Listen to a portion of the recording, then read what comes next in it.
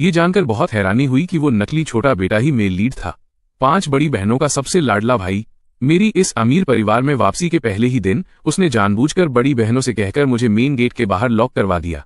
मैंने कितनी भी बार गेट खटखटाया, उन्होंने दरवाजा नहीं खोला। लेकिन मैं कमजोर नहीं था।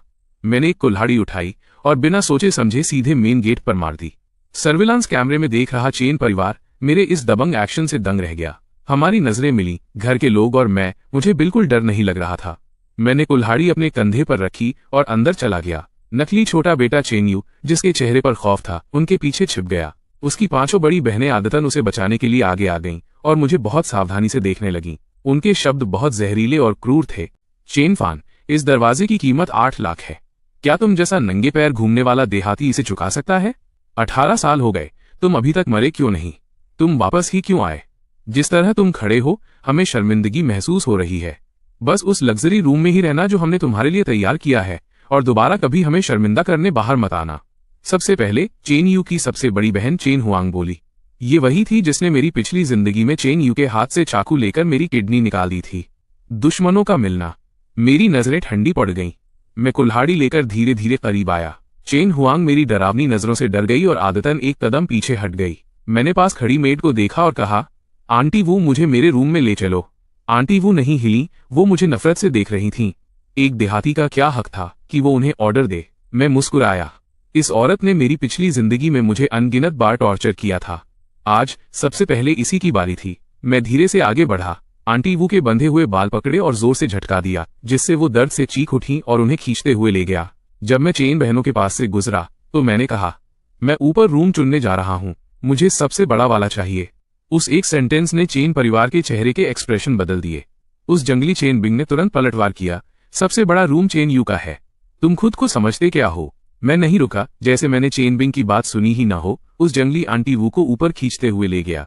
मेरा बर्ताव बेरहम था। मैं जानबूझकर उन्हें टकराते हुए ले जा रहा था, जिससे उनकी पीठ दर्द से जल रही थी।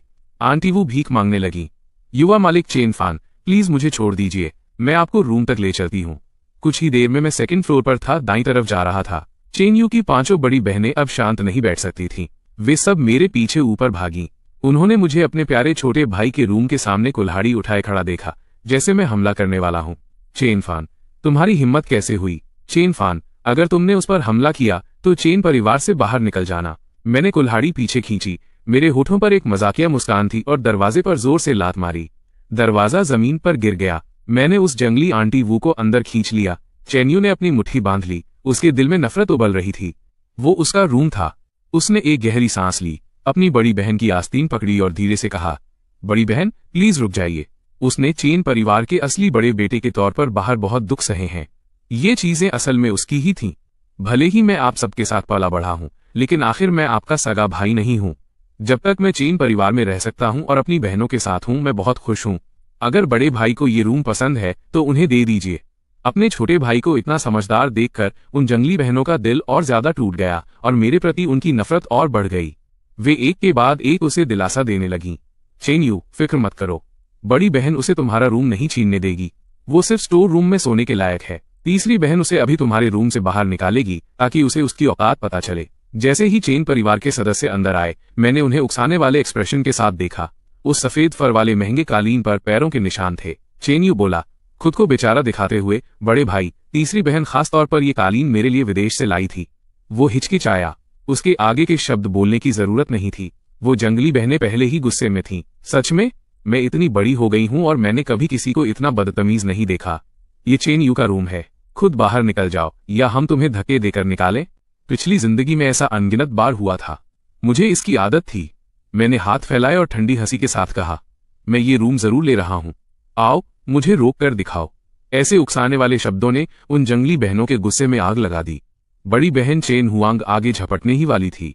चेन यू ने जल्दी से उसका हाथ पकड़ा और बोला, खुद को बेचारा दिखाते हुए, बड़ी बहन प्लीज रुक जाइए, ये असल में उन्हीं का रूम था। वो चेन परिवार के असली बड़े बेटे हैं, उन्हें दोष मत दीजिए, मुझे ही बाहर चले जाना चाहिए। ये कहते हुए वो 2 कदम आगे आया और मुझसे धीरे से बोला, बड़े भाई गुस्सा मत होइए, मेरी बहनें बस मेरे लिए परेशान हैं। ऐसे पाखंडी शब्द मैंने अपनी पिछली जिंदगी में ये बहुत बार सुने थे। अब मैं एक शब्द भी नहीं सुनना चाहता था। मैं अचानक आगे बढ़ा और चेन यू के चेहरे पर एक जोर का थप्पड़ जड़ दिया, जिससे उसकी बातें रुक गईं। चेन यू को यकीन नहीं हुआ। उसने अपना चेहरा पकड़ लिया, बड़े बड़े आंसू गिरने लगे। वो खुद को बहुत पीड़ित महसूस कर रहा था। बहनें एक साथ आगे बढ़ीं, मुझे गुस्से से देख रही थीं। चेन हुआंग अपना गुस्सा काबू नहीं कर पाई और मुझे थप्पड़ मारने के लिए हाथ उठाया। मैंने अपना हाथ मुट्ठी बनाकर सीधा किया ताकि उसका हाथ रोक सकूं, फिर अपना दूसरा हाथ उठाया और चेन हुआंग के चेहरे पर थप्पड़ मार दिया। उसके तुरंत बाद मैंने चेन हुआंग को लात मारी, जिससे वो चेन बिंग से जा टकराई और दोनों जमीन पर गिर गईं। बाकी चेन परिवार के सदस्य सन्न रह गए, समय पर रिएक्ट ही नहीं कर पाए। चेन यू ने अपना सिर उठाया, मुझे नफरत से देखा और दर्द भरे लहजे में कहा, बड़े भाई, आप बड़ी बहन और चौथी बहन पर हाथ कैसे उठा सकते हैं? अगर आपको कोई शिकायत है तो उसे सिर्फ मुझ पर निकालिए। मैं जल्दी से आगे बढ़ा, चेन यू को गर्दन से पकड़ा, उसका पूरा शरीर ऊपर उठा दिया और उसके चेहरे पर जोर जोर से थप्पड़ मारे। मुझे बहुत सुकून महसूस हुआ। चेन यू डर के मारे छटपटाने लगा। चेन यू, कई घबराई हुई आवाजें एक साथ गूंजी। बहनों ने जल्दी से मुझे घेर लिया और एक साथ मुझ पर हमला कर दिया। चेन हुआंग ने पास से एक कांच की बोतल उठाई और उसे जोर से मेरे सिर पर दे मारा। उसका एक्शन बहुत बेरहम था। बिना किसी हिचकिचाहट के मैं एक कदम पीछे हट गया। चेन हुआंग ने साइड से हमला किया था। जब उसने साफ देखा कि उसके सामने जो इंसान था वो उसका सबसे प्यारा छोटा भाई था, तब तक हाथ रोकना बहुत देर हो चुकी थी। वो गुलदस्ता सीधे चेन यू के सिर पर जा लगा। एक दर्दनाक चीख गूंजी। मैंने जल्दी से उसे छोड़ा और एक कदम पीछे हट गया। मेरे चेहरे पर एक चमकदार मुस्कान थी। वाह, इसका सिर तो बिल्कुल फूल की तरह खिल रहा है। ये वाकई खूबसूरत है। चेन यू इतना गुस्से में था कि उसका खून खौल उठा। कहीं उसका चेहरा तो खराब नहीं हो जाएगा। अपने दिल के डर और गुस्से को दबाते हुए उसने कहा, खून खून बहन, खून निकल रहा है। चेन हुआंग भी डर गई। चेन यू, मेरा वो मतलब नहीं था। जल्दी करो, फर्स्ट एड किट लेकर आओ। चेन बिंग जोर से चिल्लाई। उसके तुरंत बाद वो चेन यू के पास उसे दिलासा देने गई। चेन यू, सब ठीक है, चौथी बहन यही है, डरो मत। बहुत जल्दी फर्स्ट एड किट ऊपर लाई गई। चेन बिंग एक मशहूर डॉक्टर थी, इसलिए घर में मेडिकल इक्विपमेंट बहुत ही कंप्लीट थे। उसने सावधानी से घाव को डिसइंफेक्ट किया। मौके का फायदा उठाते हुए चेन हुआंग ने मेरी तरफ देखा। उसकी आंखों में गुस्सा साफ झलक रहा था। दांत पीसते हुए उसने कहा, तुम अभी वापस आए हो और तुमने अभी से चेन यू को चोट पहुंचा दी। तुम इतने शातिर कैसे हो सकते हो? अगर अपनी भलाई चाहते हो तो मेरे घर से निकल जाओ। मैं ठिठक गया। चेन हुआंग, क्या मैंने चेन यू को चोट पहुंचाई? क्या तुमने खुद उसे गुलदस्ते से नहीं मारा? सबने देखा। बोलने के बाद मैंने अपना मुंह ढका और जोर से हंस दिया। ओहो, ये कुत्ता कुत्ते का ड्रामा वाकई शानदार है। चेन हुआंग का चेहरा ऐसा हो गया जैसे उसने गंदगी खा ली हो। वो एक पल के लिए बेजुबान हो गई। उसके पास खड़ी चेन बिंग गुस्से में आगे बढ़ी और डरावने एक्सप्रेशन के साथ कहा, इसमें तुम्हारी गलती कैसे नहीं है? अगर तुम अभी हटे नहीं होते तो ये चेन यू को नहीं लगता। तुमने ही चेन यू को चोट पहुंचाई है। तुम एक मनहूस हो। ये सुनो, पूरा परिवार चेन यू के पीछे पागल हो गया है। मैंने उसे थप्पड़ मारने के लिए हाथ उठाया। चेन बिंग ने आदतन बचने के लिए अपना सिर झुका लिया। मुझे लगा था कि तुम बेवकूफ हो जो बिना ये जाने पिट जाओगी कि कैसे बचना है। पता चला कि तुम्हें भी पता है कि मार पड़ने पर कैसे बचा जाता है। मैंने उसका कॉलर पकड़ा और फुसफुसाया, चेन बिंग, वो थप्पड़ तो बस ये देखने के लिए था कि तुम्हें बचना आता है या नहीं। अगर ये युवा मालिक वाकई तुम्हें मारना चाहता तो क्या तुम्हें लगता है कि तुम बच पाती? उसके चेहरे के दोनों तरफ लगातार 2 थप्पड़ पड़े। चेन फान, तुम ये क्या कर रहे हो? एक जानी पहचानी आवाज गूंजी। मैंने ऊपर देखा। बेहतरीन, सब लोग यही हैं। एक परिवार पूरा होना चाहिए। मदर चेन ने अपनी बेटी को पिटते हुए देखा और उनके दिल में गुस्सा बेकाबू होकर भड़क उठा। फिर उन्होंने पास में चेन यू को देखा, जिसका चेहरा खून से लथपथ था, जिससे उनका दिल और भी ज्यादा टूट गया। दिल में बेइंतहा गुस्से के साथ वो जल्दी से अंदर आईं और गुस्से वाले एक्सप्रेशन के साथ कहा, चेन फान, मेरी बेटी को छोड़ो। मैंने चेन बिंग को जोर से धक्का दिया, गीला वाइप निकालने के लिए झुका और आराम से अपने हाथ पोंछने लगा। अपनी बेटी का चेहरा सूजा हुआ देखकर मदर चेन का दिल बैठ गया। उन्होंने मुझे घूर कर देखा। उनके शब्द जहरीले और क्रूर थे। अगर मुझे पता होता कि तुम इतने दुष्ट हो तो मैंने तुम्हें तभी गला घोंट कर मार दिया होता। वो तुम्हारी बड़ी बहन है, तुम उस पर हाथ कैसे उठा सकते हो? अगर तुम अभी भी चेन परिवार की दहलीज में कदम रखना चाहते हो तो तुम्हें मेरी बात माननी होगी। अगर मैं कहूं खड़े हो जाओ तो तुम खड़े रहोगे। अगर मैं कहूं घुटने टेको तो तुम घुटने टेकोगे। मैंने एक भौं उठाई और बेपरवाह एक्सप्रेशन के साथ कहा, अगर मिसेज चेन मेरा इस तरह स्वागत नहीं करती हैं तो मैं बस चला जाऊंगा, है ना? मुझे इस परिवार को अपनाने का कोई खास शौक नहीं है। चेन यू मन ही मन खुश हुआ। ये सबसे अच्छा होगा कि तुम यहाँ फिर कभी न दिखो। चेन परिवार के लिए वो अकेला ही युवा मालिक काफी था। मदर चेन बस मुझे तुरंत जाने के लिए बोलने ही वाली थी, लेकिन फादर चेन ने साइड से उनका हाथ खींच लिया। चेन फान, अब ऐसी गुस्से वाली बातें मत करो। तुम हमारे बेटे हो। माँ बस तुम्हारे और तुम्हारी बहनों के लिए फिक्रमंद थी, इसलिए उनके मुंह से गलत निकल गया। इसे दिल पर मत लो। मैं चुप रहा, आगे कुछ नहीं बोला। आखिरकार मेरा मकसद वाकई में चेन परिवार को छोड़ना नहीं था। चेन परिवार को बर्बाद करने से पहले ये मेरा बैटलफील्ड था। इसके अलावा इससे मुझे और भी यकीन हो गया कि फादर चेन वाकई मेरे बैकग्राउंड को लेकर फिक्रमंद थे। बहुत ज्यादा दौलत वाकई लोगों को अंधा कर देती है। मदर चेन बोली, जब तक तुम चेन परिवार में हो तुम्हें हमारे रूल्स फॉलो करने होंगे। तुम्हारा हर एक शब्द और एक्शन हमारे चेन परिवार को रिप्रेजेंट करता है। तुम्हारा बदतमीजी वाला बर्ताव चेन परिवार के बड़े बेटे के लिए बिल्कुल भी सही नहीं है। ये सरेआम हमारी बेइज्जती करता है।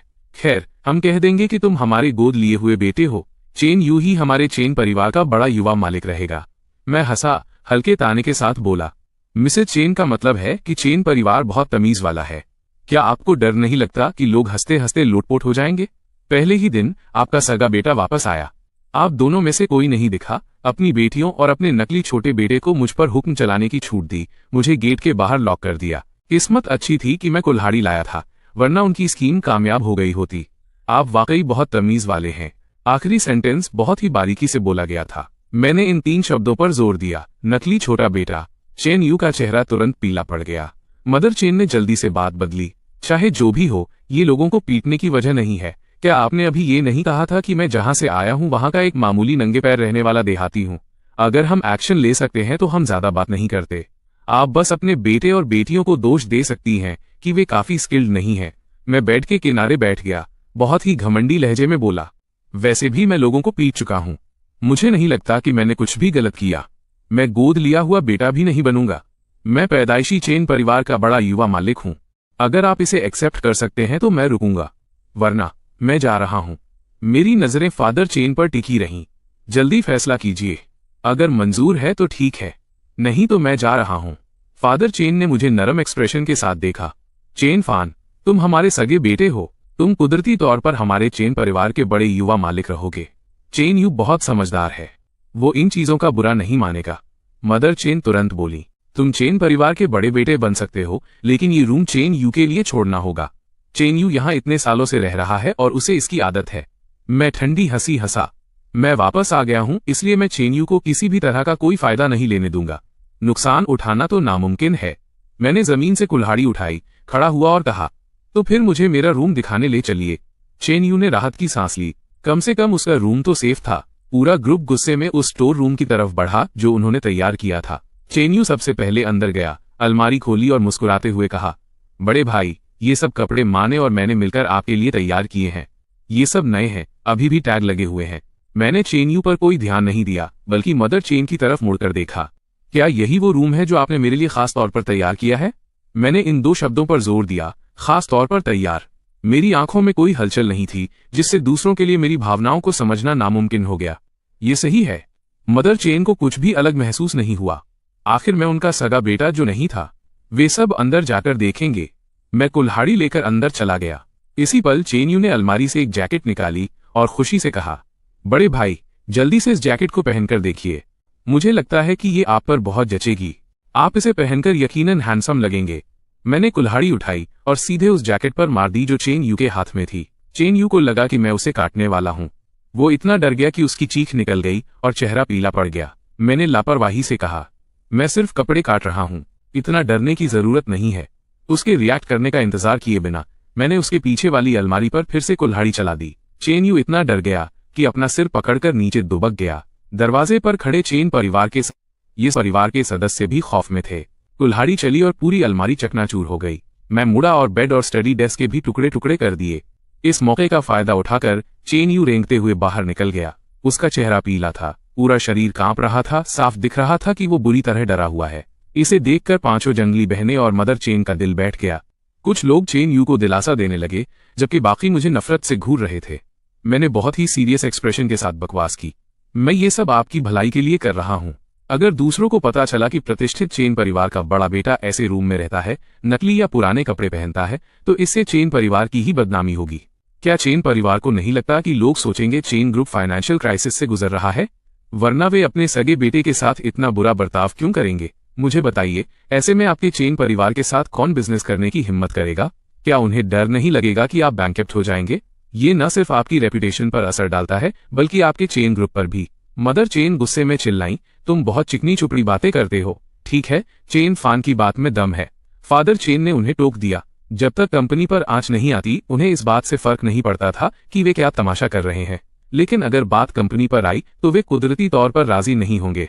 मैंने चुपके से अपनी ठुड्डी उठाई और मौके का फायदा उठाते हुए कहा, मुझे अभी भी वही पहले वाला रूम पसंद है।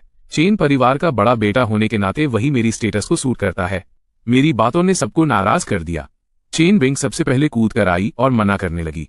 पापा, चेन यू को उसकी आदत है, आप इसके लिए राजी नहीं हो सकते।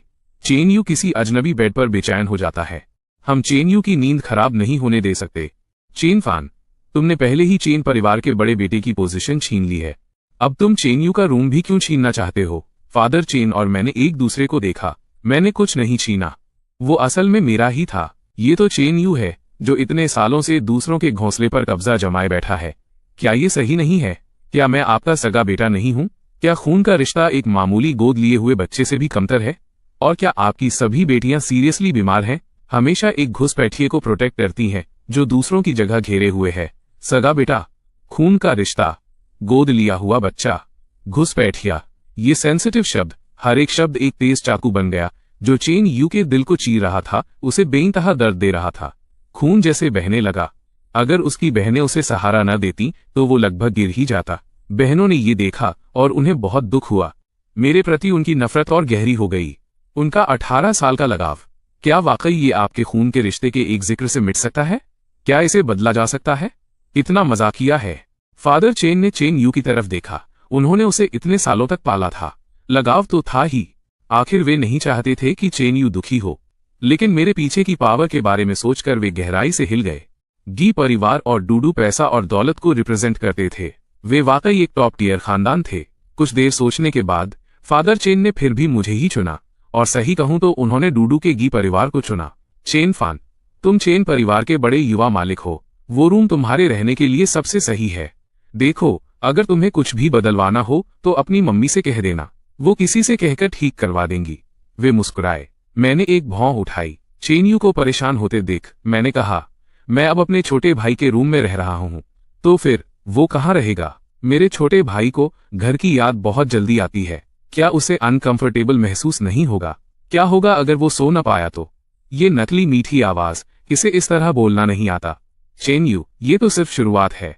जिस भी चीज की तुम परवाह करते हो, चाहे मुझे वो न चाहिए हो, मैं उसे तुम्हारे पास छोड़ने के बजाय बर्बाद करना ज्यादा पसंद करूंगा। चेन यू के चेहरे के भाव लगभग बिगड़ गए। उसने अपनी भावनाओं को काबू करने की कोशिश की, फिर सिर उठाया और बोला, कोई बात नहीं बड़े भाई, ये चीजें, हम आपके कर्जदार हैं। मैं पापा, मम्मी और अपनी बहनों के साथ मिलकर इसकी भरपाई कर दूंगा। मैं बिना किसी तमीज के जोर से हंस पड़ा। मैंने कहा, गलत, ये भरपाई करना नहीं है, ये बस वो वापस करना है जो कभी मेरा था ही नहीं। चेन यू ने अजीब तरह से अपने होठों को सिकोड़ा। उसकी आंखें कमजोरी से भरी थीं। उसने एक उदास आह भरी और फिर अपना सिर झुका लिया। जमीन की तरफ देखते ही आंसू तुरंत फर्श पर गिर गए।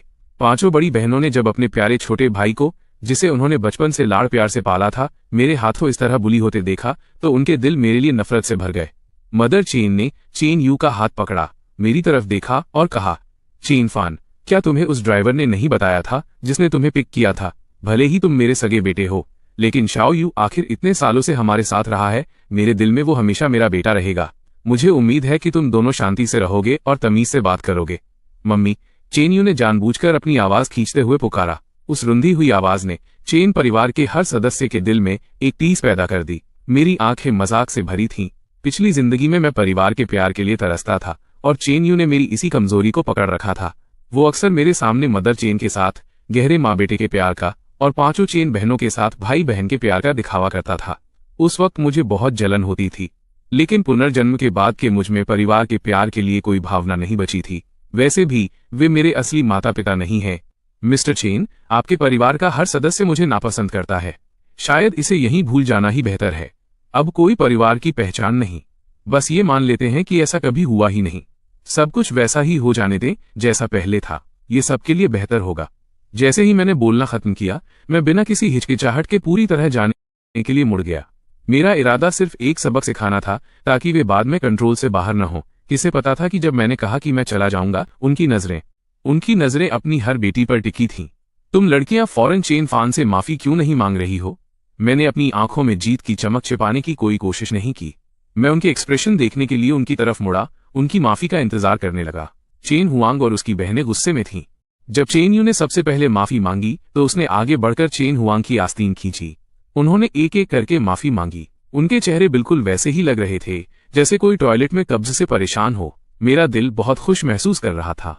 लानत है, मेरी पिछली जिंदगी में ये बेवकूफ हमेशा मुझे परेशान करते थे। बड़ी मुसीबत थे ये। इस जिंदगी में मैं बस उन्हीं की चालें उनके खिलाफ इस्तेमाल कर रहा हूं। किसे मुसीबत खड़ी करना नहीं आता। मेरी नजर आखिरकार मदर चेन पर जाकर रुकी। मदर चेन ने तंज कसते हुए कहा, क्या अब तुम चाहते हो कि तुम्हारी खुद की माँ तुमसे माफी मांगे? बिल्कुल, कोई माफी नहीं तो कोई फैमिली रिकॉग्निशन नहीं, मैंने दो टूक कहा। मदर चेन की आंखें तुरंत डार्क हो गईं। चेन यू फौरन बोल पड़ा, बड़े भाई, माँ बस मेरे लिए परेशान थी। इसकी वजह मैं हूं। मुझे माँ की तरफ से आपसे माफी मांगने दीजिए। प्लीज गुस्सा मत होइए। मैंने उस पर कोई ध्यान नहीं दिया। मैंने सिर झुकाकर अपने पास खड़े फादर चेन को देखा। मतलब साफ था, बोलने की जरूरत नहीं थी। गी परिवार या मदर चेन की रेपुटेशन।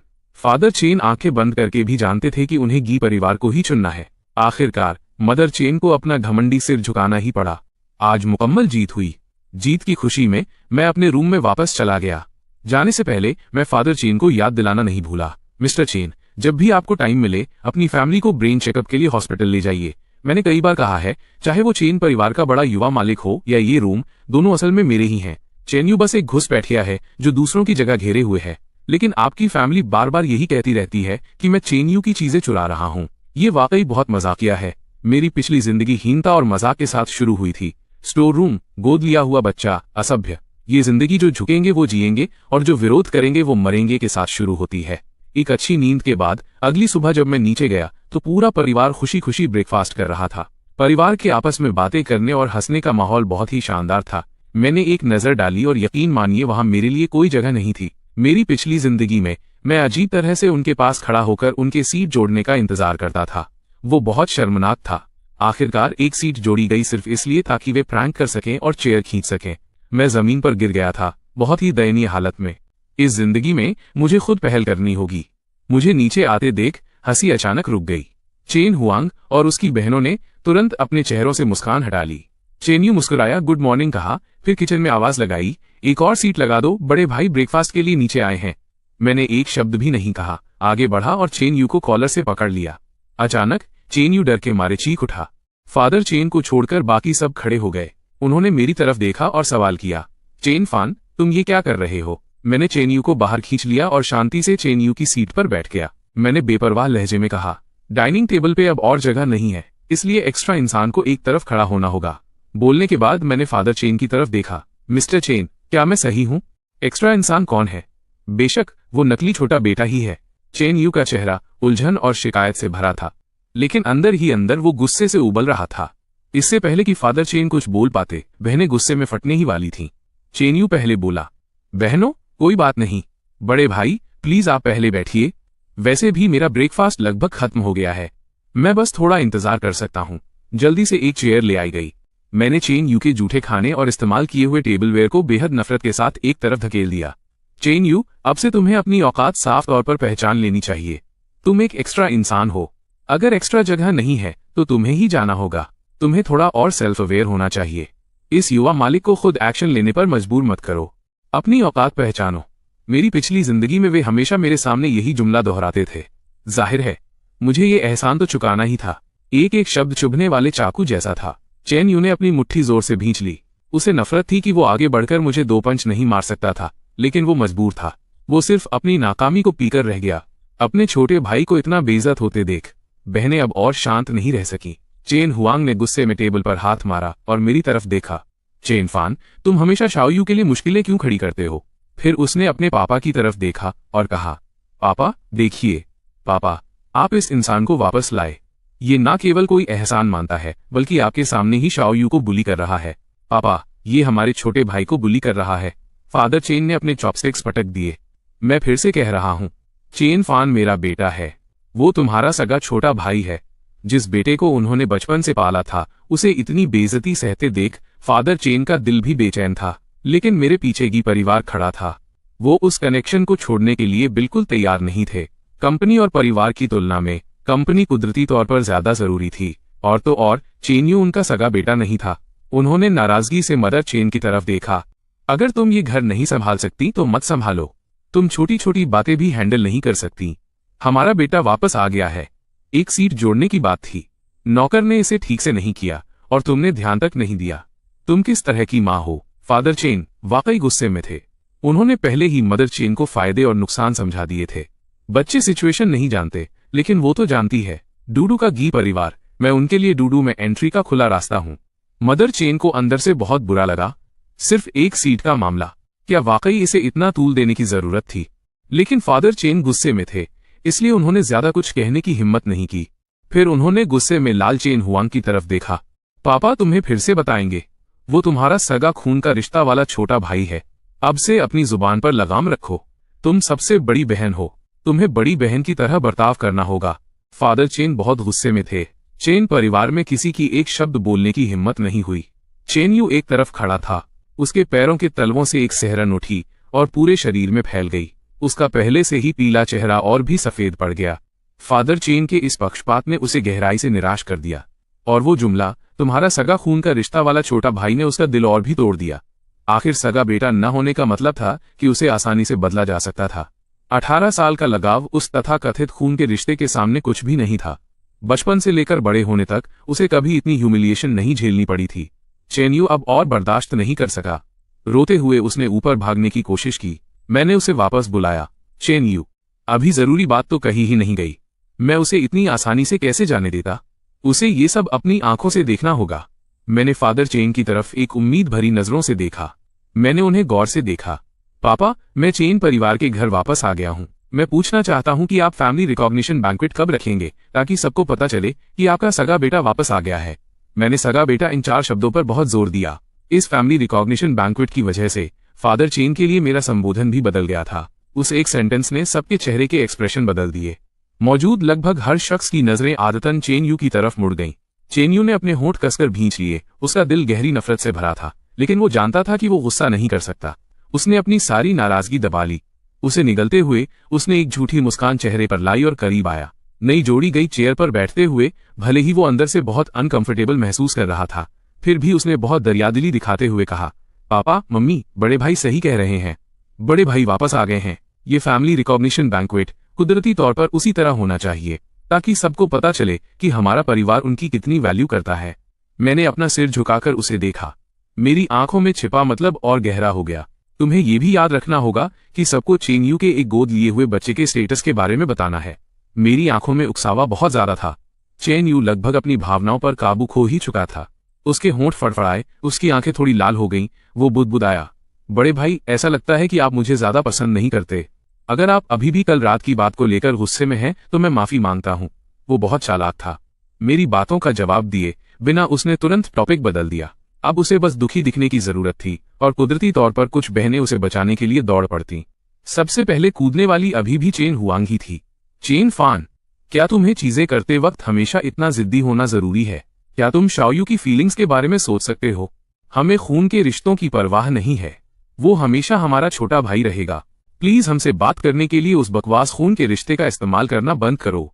मैंने उसे कोई तवज्जो नहीं दी और ताना मारते हुए कहा, मैं उसकी फीलिंग्स की परवाह क्यों करूं? मेरी वजह से ही उसने इन सालों में इतनी अच्छी जिंदगी के मजे लिए हैं। क्या उसे मेरा शुक्रगुजार और मेरे प्रति वफादार नहीं होना चाहिए? इसके उलट, बड़ी बहन, क्या आप चीजें करते वक्त सिर्फ चेन यू की फीलिंग्स के बारे में ही सोच सकती हैं? पापा ने पहले ही कहा है, मैं आपका सगा खून का रिश्ता वाला छोटा भाई हूँ। किसे दूसरों को नीचा दिखाना नहीं आता। मैंने फादर चेन की तरफ देखा, जिनका चेहरा पहले ही काला पड़ गया था।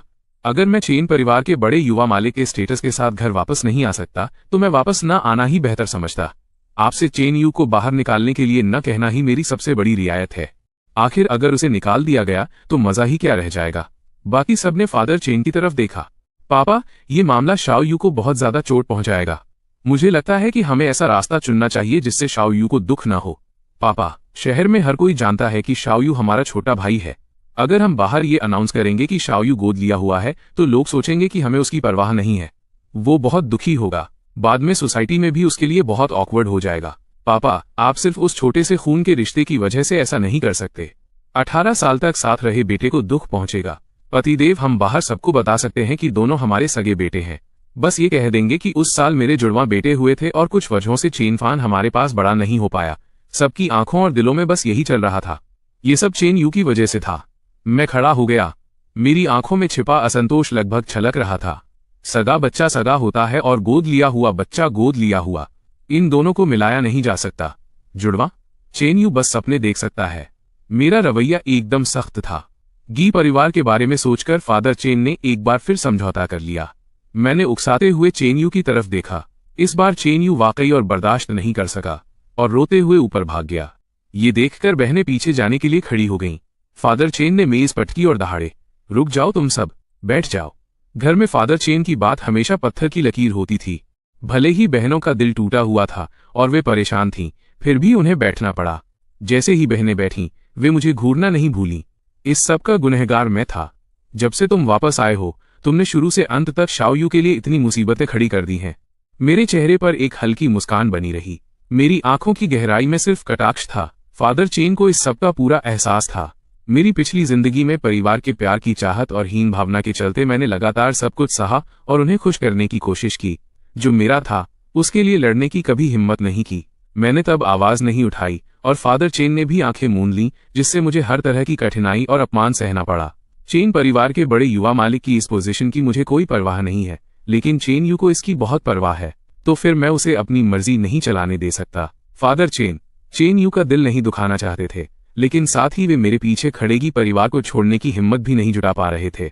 सिर्फ एक सेकंड की हिचकिचाहट के बाद फादर चेन मेरी मांग मान गए और फैमिली रिकॉग्निशन बैंक्वेट की तैयारी शुरू कर दी। माहौल भारी था। बहनों की भूख मर चुकी थी। वे बस ब्रेकफास्ट खत्म होने का इंतजार कर रही थीं, ताकि जाकर अपने छोटे भाई शाओयू को दिलासा दे सकें। वहीं दूसरी मंजिल की सीढ़ियों के कोने पर चेन यू ने फादर चेन को मेरी मांग मानते हुए सुना और उसकी आंखों में तुरंत नफरत भर गई। उसके दोनों हाथों की मुट्ठियां खिंच गईं। उसने पहले कितनी खूबसूरती से कहा था कि वो मुझे अपने सिर पर नहीं चढ़ने देगा। वो अब भी चेन परिवार का बेटा था। साफ कहा गया था कि मैं एक गोद लिए हुए बेटे के रूप में वापस आऊंगा।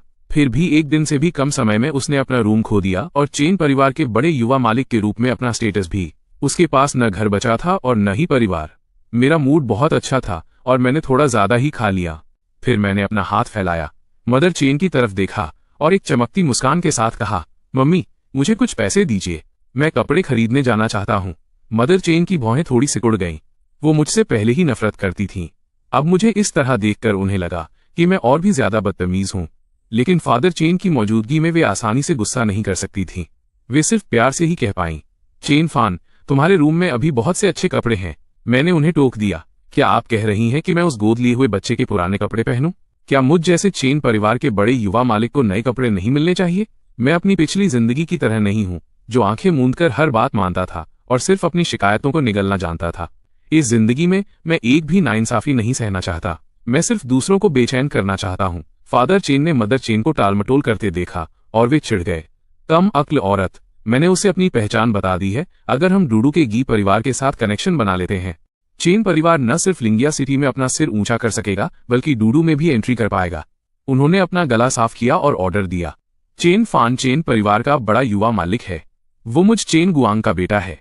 कुदरती तौर पर वो शाओयू के पुराने कपड़े नहीं पहन सकता। वो बचपन से हमारे साथ बड़ा नहीं हुआ है, इसलिए हमें इसकी भरपाई ठीक से करनी होगी। ऐसा करते हैं, ब्रेकफास्ट के बाद तुम चेन फान के साथ शॉपिंग पर जाओ। इस सीजन के कुछ नए स्टाइल्स खरीद लेना। जूते और बाकी चीजें भी कम नहीं होनी चाहिए। भले ही चेन परिवार के पास पैसा है, लेकिन असलियत में फादर चेन इतना पैसा खर्च करने के लिए राजी नहीं थे। ये सिर्फ मेरे पीछे खड़ेगी परिवार की वजह से था। बिना चारे के बड़ी मछली नहीं पकड़ी जा सकती। अब जब बात यहां तक आ गई है, मदर चेन को मानना ही पड़ा। फादर चेन ने उन्हें कई बार वार्निंग दी थी, इसलिए उनकी नाराजगी सिर्फ दब कर रह गई।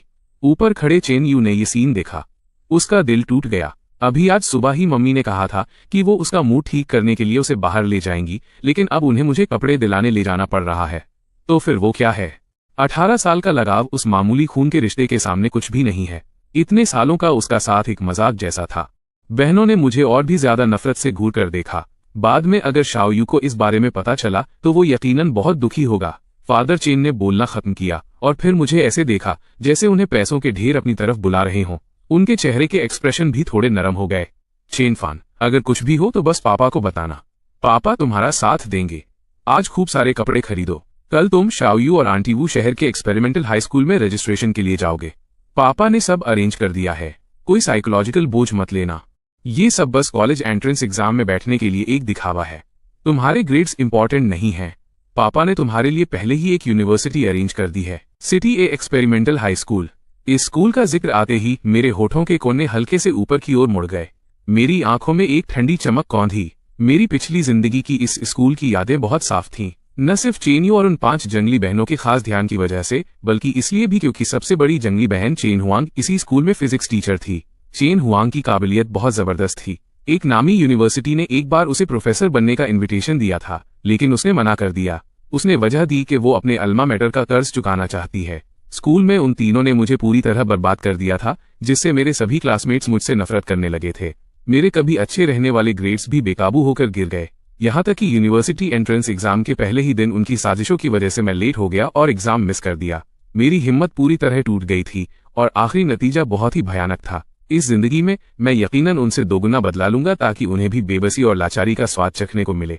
कितना इंतजार है इसका। मैंने उनकी तरफ देखा और मुस्कुराते हुए कहा, पापा मैं जी लगाकर पढ़ाई करूंगा। शुक्रिया पापा। फादर चेन ने राहत की सांस ली। आखिर है तो बच्चा ही, अभी भी इसे खुश करना आसान है। जाने से पहले उन्होंने मदर चेन को देखा। उनकी वार्निंग बहुत साफ थी। जैसे ही फादर चेन गए, 5 बड़ी बहनें और इंतजार नहीं कर सकीं और अपने प्यारे छोटे भाई को दिलासा देने ऊपर चली गईं। शुरू से अंत तक उन्होंने मुझ पर एक नजर तक नहीं डाली। मेरी पिछली जिंदगी में मैं उदास होता, खुद को ही दोष देता और उनका प्यार पाने की कोशिश करता। इस जिंदगी में मुझे रत्ती भर भी फर्क नहीं पड़ता। उधर उन 5 बहनों को देखकर चेनयू को अंदर से थोड़ा बेहतर महसूस हुआ। जैसे ही 5 बहनें ऊपर गईं, उन्होंने चेनयू को देखा, जिसकी आंखों से आंसू बह रहे थे। इससे पहले कि वे उसे दिलासा दे पाती, चेनयू रुंधे हुए गले से बोला। उसकी आंखों में दहशत थी। बहनों, क्या मैं हमेशा आपका छोटा भाई रहूंगा? क्या आप मुझे पहले की तरह ही प्यार करेंगी? उसकी फटी हुई आवाज में एक गिड़गिड़ाहट थी। 5 बहनें जानती थीं कि उसने यकीनन नीचे हुई बातें सुन ली हैं और उनका दिल पूरी तरह टूट गया। न केवल चेनयू के लिए इसे स्वीकार करना मुश्किल था, बल्कि वे खुद भी इसे स्वीकार नहीं कर पा रही थीं। इस पल मेरे लिए उनकी नफरत और भी गहरी हो गई। उन्हें लगा कि मैं बहुत ज्यादा महत्वाकांक्षी हूं, जो चेनयू से सब कुछ छीन लेना चाहता हूं, जो वाकई लोगों को नाराज कर देने वाला था। चेन हुआंग ने आगे बढ़कर उसका सिर सहलाया और उसे दिलासा देते हुए कहा, चेनयू, मैं तुमसे वादा करती हूं तुम मेरे इकलौते छोटे भाई रहोगे, सिर्फ तुम। मैं किसी और को नहीं मानूंगी। भले ही पापा मुझ पर दबाव डालें, मेरे दिल में तुम हमेशा मेरे इकलौते छोटे भाई रहोगे।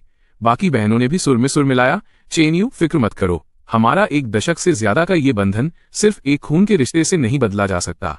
5वीं बहन ने भी भरोसा दिलाया, मैं हमेशा तुम्हारी रक्षा करूंगी और चेन फान को तुम्हें बुली नहीं करने दूंगी।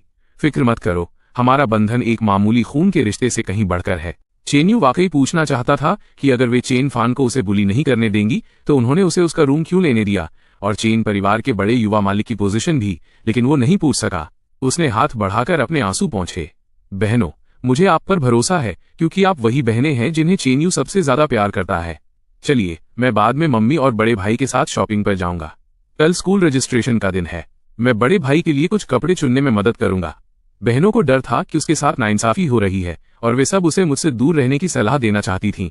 लेकिन चेनयू कैसे नहीं आता।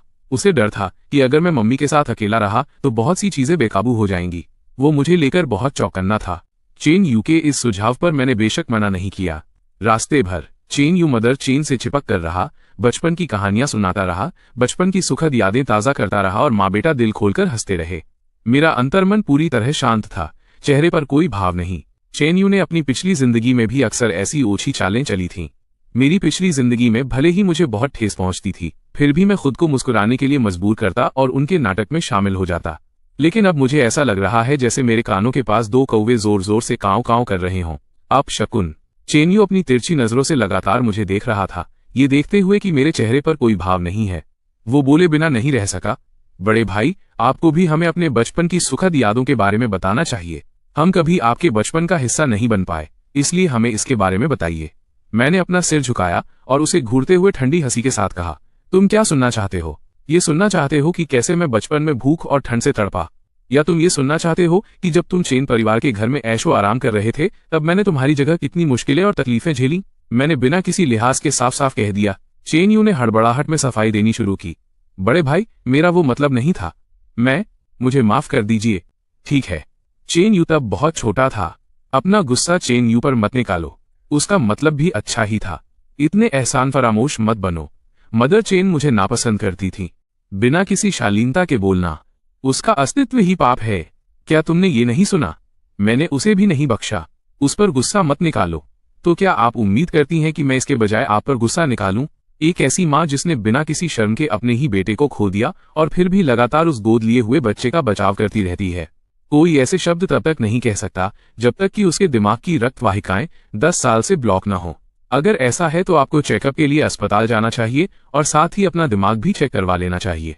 मदर चेन इतनी उकसा उठी कि गुस्से से लाल हो गईं और उनके मुंह से अचानक निकला, तुम असल में। शब्द उनके होठों तक आए, लेकिन उन्होंने उन्हें वापस निगल लिया। वो अपने सगे बेटे के बारे में बोलने की हिम्मत नहीं कर पाईं। अगर मुझे अपनी असली पहचान का पता चल गया तो फादर चेन सबसे पहले उनकी खाल उधेड़ देंगे। मैंने सीधे उनकी आंखों में देखा और उग्र होकर कहा, असल में क्या? अगर हिम्मत है तो साफ साफ कहो। उनके चेहरे को ऐसा देखकर जैसे उन्होंने गंदगी खाली हो, मेरा मूड बहुत खुशमिजाज हो गया। गुस्से के दिन तो अभी आगे हैं, बस धीरे धीरे उन्हें सहो। उन दोनों ने पूरी यात्रा के दौरान बकबक करना बंद कर दिया। दुनिया वाकई शांतिपूर्ण थी। शॉपिंग मॉल पहुंचकर मैंने भी उन्हें कोई शिष्टाचार नहीं दिखाया। खरीदते जाओ। मदर चेन बेहद नाराज थीं। अपना कार्ड स्वाइप करते करते उनका दिल दुख रहा था। चेन यू गुस्से से और भी भर गया था, ईर्ष्या से अभिभूत था। उसने बचपन से लेकर बड़े होने तक कभी ऐसा बर्ताव अनुभव नहीं किया था। ये इस तरह नहीं चल सकता, वरना वो गुस्से से मर जाएगा। वह कोमल स्वर में बोला, बड़े भाई, हम इतनी देर से चल रहे हैं। माँ बहुत थक गई होंगी। चलो थोड़ी देर आराम करते हैं। मैंने जो भी सामान खरीदा था वो सब मैंने उनसे उठवाया था। वो वाकई थक गई थीं। वो वाकई उन चीजों को मेरे चेहरे पर फेंकना चाहती थीं। मैं पहले ही 5 दुकानों पर जा चुका था। मदर चेन कोई बहाना ढूंढने ही वाली थीं। जब उन्होंने चेन यू की बातें सुनी तो वो मन ही मन खुश हुईं। जैसे ही वो चेन यू से सहमत होने और बैठने के लिए जगह ढूंढने का सुझाव देने वाली थीं, उन्होंने मेरी आवाज सुनी। चेन यू, किसी ने तुम्हें हमारे पीछे आने के लिए मजबूर नहीं किया। अगर तुम इतनी जल्दी थक जाते हो तो बस घर जाओ। अब हमारे पीछे मत आओ। मूड खराब होता है और बदकिस्मती आती है। चेन यू को उम्मीद नहीं थी कि मैं इस बात पर गुस्सा हो जाऊंगा। उसने अजीब तरह से मेरी ओर देखा और हड़बड़ाहट में सफाई देने लगा। बड़े भाई, नहीं, ऐसा नहीं है। मैं बस माँ के लिए चिंतित था। मुझे फिर से चेन यू को बुली करते देखकर मदर चेन का गुस्सा एक बार फिर भड़क उठा। लेकिन फादर चेन की बातों को याद करते हुए उन्होंने फिर भी अपने स्वर को नियंत्रित करने की कोशिश की। हमेशा ऐसे कटाक्ष के साथ मत बोलो। चेन यू भी माँ की परवाह करता है, चिंतित है कि माँ थक गई हैं। इसके अलावा तुमने पहले ही इतने सारे कपड़े खरीद लिए हैं, इतना काफी है। मैं मुस्कुराया। आखिरी वाक्य ही मुख्य बात थी, है ना? मेरे लिए कपड़े खरीदना। पिछली जिंदगी में मैं एक नौकर की तरह उनके पीछे कपड़े लेकर चलता था, जबकि वे आसानी से पूरे दिन शॉपिंग कर सकते थे। सही बात है, अपने लिए और दूसरों के लिए कपड़े खरीदना बिल्कुल अलग बात है। इतना काफी है। मैंने अपने हाथ में फोन हिलाया, मासूमियत से मुस्कुराते हुए। मैं चेन परिवार का बड़ा युवा मालिक हूँ। मेरे लिए इतना काफी क्यों होना चाहिए? आप मुझ पर 18 साल का कर्जदार हैं। तो क्या हुआ अगर मैं कुछ और जोड़ी कपड़े खरीद लूं? अगर आप इतनी थक गई हैं तो पहले घर चली जाइए। जब मैं कपड़े चुन लूंगा तो पापा को पैसे देने के लिए फोन कर दूंगा। इस एक वाक्य ने मदर चेन और चेन यू के चेहरे के भाव पूरी तरह काले कर दिए। ये एक धमकी थी, किसी का सहारा लेकर अकड़ना। वो बहुत ही अभिमानी था। मदर चेन जाहिर तौर पर मुझे यहाँ अकेला नहीं छोड़ सकती थी। उन्हें डर था कि उनके जाते ही फादर चेन का फोन बज उठेगा। कोई और चारा न होने पर वे बस शॉपिंग जारी रख पाईं। उनके चेहरे ऐसे उतरे हुए थे जैसे वे किसी कब्रगाह की यात्रा पर हों। मैं मन ही मन मुस्कुराया। मुझे एक सीढ़ी की तरह इस्तेमाल करना चाहते हो तो अब इस युवा मालिक के नखरे भी झेलो। एक और स्टोर में घुसकर मैंने खुशी खुशी कपड़े ट्राई किए। मदर चेन ने देखा कि चेन यू का मूड खराब है। आखिर वो वही बच्चा था जिसे उन्होंने इतने सालों तक पाला था। ये जानते हुए कि पिछले 2 दिनों से उसके साथ नाइंसाफी हुई है, उन्होंने उसे कोहनी मारी और कहा कि वो भी अपनी पसंद के कुछ कपड़े चुन ले। चेन यू ने कुछ बार मना किया, लेकिन फिर मदर चेन ने उसे साथ मिलकर कपड़े चुनने के लिए खींच लिया। चेन यू का मूड काफी सुधर गया। अपने नए कपड़ों में बाहर आते हुए वो मदर चेन को देखकर मुस्कुराया। मम्मी, क्या ये अच्छे लग रहे हैं? क्या यहाँ कोई शीशा नहीं है? क्या तुम खुद नहीं देख सकते कि ये अच्छे हैं या नहीं? मैंने भी अभी अभी कपड़े ट्राई करना खत्म किया था और बाहर आया। चेन यू को कई बार ऊपर नीचे देखा और कुछ तस्क तस्क जैसी आवाजें निकाली। वो वैसे भी ज्यादा लंबा नहीं था और इस जैकेट ने उसे और भी छोटा बना दिया था। चेन यू को ये सुनकर बहुत बुरा लगा और उसने कुछ गुस्से में सवाल किया, बड़े भाई, आप मेरा इस तरह अपमान क्यों कर रहे हैं? अपमान? सच बोलने को अपमान कब से कहा जाने लगा? मैंने चेन यू को शीशे के सामने खड़ा कर दिया और मजाक उड़ाते हुए कहा, देखो कि ये कितना भद्दा है। अगर ये छोटा है तो खुद तुलना करो और देखो कि क्या मैं गलत हूं। मैंने इतनी बेबाकी से कहा कि हर शब्द उसके दिल में चाकू की तरह चुभ गया, जिससे चेन यू बेहद असहज हो गया। असल में चेन यू न तो बदसूरत था और न ही छोटा। वह बुरा नहीं दिखता था, बस मेरे सामने खड़े होने पर उसका व्यक्तित्व तुरंत फीका पड़ जाता था। चेन यू कुछ पलटवार करना चाहता था, लेकिन जो मैंने कहा वो सच था। वह बहस नहीं कर सका। उसकी आंखों में आंसू भर आए। आपने वाकई हद पार कर दी है। मदर चेन ने चेन यू को अपने पीछे खींच लिया और गुस्से में सवाल किया, चेन फान, तुम्हारी परवरिश कहाँ गई? हमारे परिवार ने ऐसा क्या कर्म किया था कि तुम जैसे मुश्किल इंसान से पाला पड़ा? मैंने ठंडी हंसी के साथ जवाब दिया। मेरी आवाज उनकी आवाज से भी ऊंची थी। मुझसे परवरिश की बात कर रही हैं? पिछले 18 सालों में क्या आपने मुझे पाला? क्या आपने मुझे सिखाया? इस दुनिया में हर किसी को मुझसे परवरिश की बात करने का हक है, सिवाय आपके। कितनी हास्यास्पद बात है। पिछली जिंदगी में चेन यू को जलन होती थी कि मैं हैंडसम हूं, इसलिए उसे दुखी न करने के लिए मदर चेन ने मुझे कभी आकर्षक कपड़े नहीं पहनने दिए, कभी मुझे चेन यू का ध्यान बटाने की इजाजत नहीं दी। चेन यू के प्रति उस खुले पक्षपात ने एक पल के लिए भी मेरी भावनाओं की परवाह नहीं की। अब पासा पलट चुका है और ये दोनों इसे स्वीकार नहीं कर पा रहे हैं, लेकिन वे नहीं जानते कि ये तो बस शुरुआत है। मेरे पुनर्जन्म और वापसी का मकसद ही बदला लेना है, उन पर सक्रिय रूप से हमला करना और उन्हें शांति से न जीने देना, न कि चेन यू का नाटक देखना। मेरे सवालों ने मदर चेन को निरुत्तर कर दिया। फिर भी वो ये नहीं कह सकती थी कि मैं उनका बेटा नहीं हूं। अगर उन्होंने फादर चेन के डूडू में प्रवेश करने के प्लान को बर्बाद किया तो वे परिणाम नहीं झेल पाएंगी। वो सिर्फ सह सकती थीं। चेन यू, तुम रो क्यों रहे हो? तभी एक जानी पहचानी आवाज गूंजी। चेन यू ने जल्दी से अपने आंसू पोंछे और ऊपर देखा। उसकी नजर उन पर पड़ी। डू शियांग, शाओ जिबो, यू यांग यान, ये तीनों चेन यू के वो खास भाई थे जिन्होंने पिछली जिंदगी में हमेशा मुझे दबाने और अपमानित करने में चेन यू की मदद की थी। दुनिया वाकई कितनी छोटी है। वाकई मैंने सोचा था कि उनसे कल ही मुलाकात होगी, लेकिन किस्मत का खेल तो देखो कितना निराला है। वे तीनों तेजी से चलकर आए और सबसे पहले मदर चेन का अभिवादन किया। फिर डू झितांग ने चिंता जताते हुए पूछा, चेन यू, क्या तुम रो रहे हो? क्या किसी ने तुम्हें परेशान किया है? चेन यू की आंखें लाल थीं और उसने चेहरे पर एक अजीब सी मुस्कान लाते हुए कहा, जियांग, नहीं, किसी ने मुझे परेशान नहीं किया। डू झितांग ने उसे अपने पीछे खींच लिया और मेरी तरफ नापसंदगी से देखा। क्या यही तुम्हारा वो सस्ता बड़ा भाई है? क्या वही तुम्हें बुली कर रहा है? चेन परिवार के एक गोद लिए हुए बेटे की बात उन्होंने काफी समय पहले सुनी थी। उन्हें समझ नहीं आता था कि पहले से इतने बच्चे होने के बावजूद चेन परिवार के माता पिता एक और बेटा गोद क्यों लेना चाहते थे। एक गोद लिए हुए बच्चे को घर लाना और अपने सगे बेटे को दुखी करना उन्हें रास नहीं आ रहा था। ये शब्द सुनकर चेन यू घबरा गया। आंखों में आंसू भर आए और उसने हड़बड़ाहट में कहा, नहीं, बड़े भाई ने मुझे बुली नहीं किया। जियांग, तुम लोग अभी जाओ, हम बाद में बात करेंगे। चेन यू के चेहरे के हाव भाव देखकर भला उन्हें और क्या समझना बाकी था। चेन यू हमेशा दूसरों के साथ नरमी से पेश आता था। उसे बुली करना सबसे आसान था। उन्हें बस इसी बात का डर था कि कोई अपनी हद पार करके उसके साथ बदतमीजी न करे। शाओ जिबो की नजर मुझ पर पड़ी और उसने ताना मारते हुए कहा, अब कैसा समय आ गया है?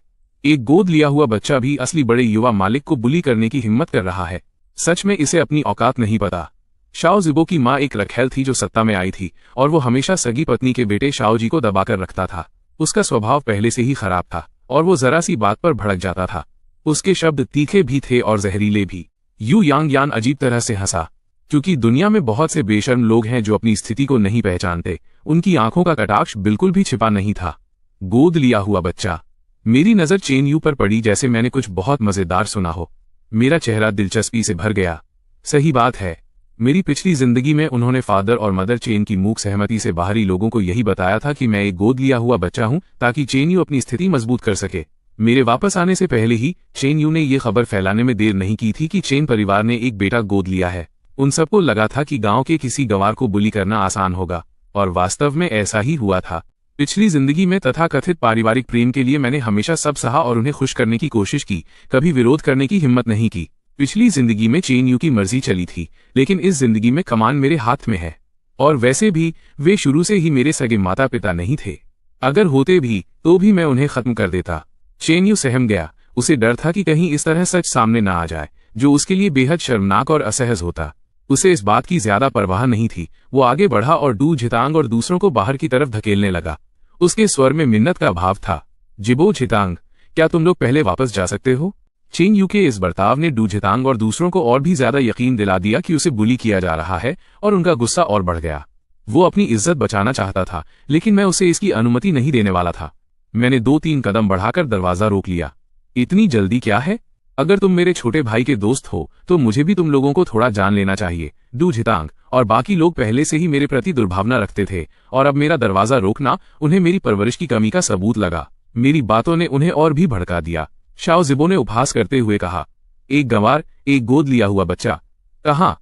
तुम में हमें जानने की हिम्मत कहाँ से आई? पहले खुद से पूछो कि क्या तुम हमारे लायक भी हो।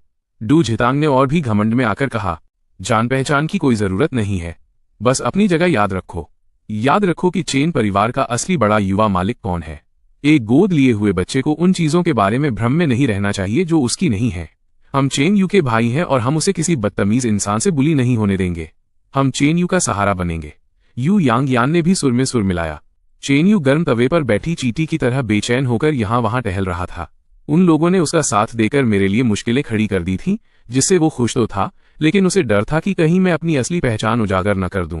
हालांकि पिता मेरी पहचान बाहर बताने के लिए राजी हो गए थे और बैंक्वेट की तैयारी भी शुरू थी, लेकिन वो दिन अभी आया नहीं था, इसलिए चीजें बदल सकती थीं। उसे उम्मीद थी कि अभी भी अपना स्टेटस बचाने का कोई रास्ता निकल आएगा। उसने मुझे एक तरफ खींचा और माफी वाले भाव से देखा। बड़े भाई, गुस्सा मत होइए, वे बस मेरे लिए परेशान हैं। उनका इरादा बुरा नहीं है। बड़े भाई, जितांग और दूसरों को पहले जाने दीजिए। मेरी दिलचस्पी भरी नजर चेन यू पर पड़ी। तुम्हारे भाई एक बात बिल्कुल सही कह रहे हैं। एक गोद लिए हुए बच्चे को वाकई अपनी औकात याद रखनी चाहिए। याद रखना चाहिए कि चेन परिवार का असली बड़ा युवा मालिक कौन है। चेन यू के चेहरे का रंग उड़ गया। उसका सहज रिएक्शन मुझे सच बोलने से रोकने के लिए आगे बढ़ने का था। फादर चेन और मदर चेन भी एक साथ मुझे रोकने के लिए बोल पड़े। उनकी आंखों में चेतावनी साफ थी। मदर चेन नहीं चाहती थी कि चेन यू को चोट पहुंचे, और खासकर ऐसी स्थिति में उन्हें डर था कि चेन यू इसे बर्दाश्त नहीं कर पाएगा।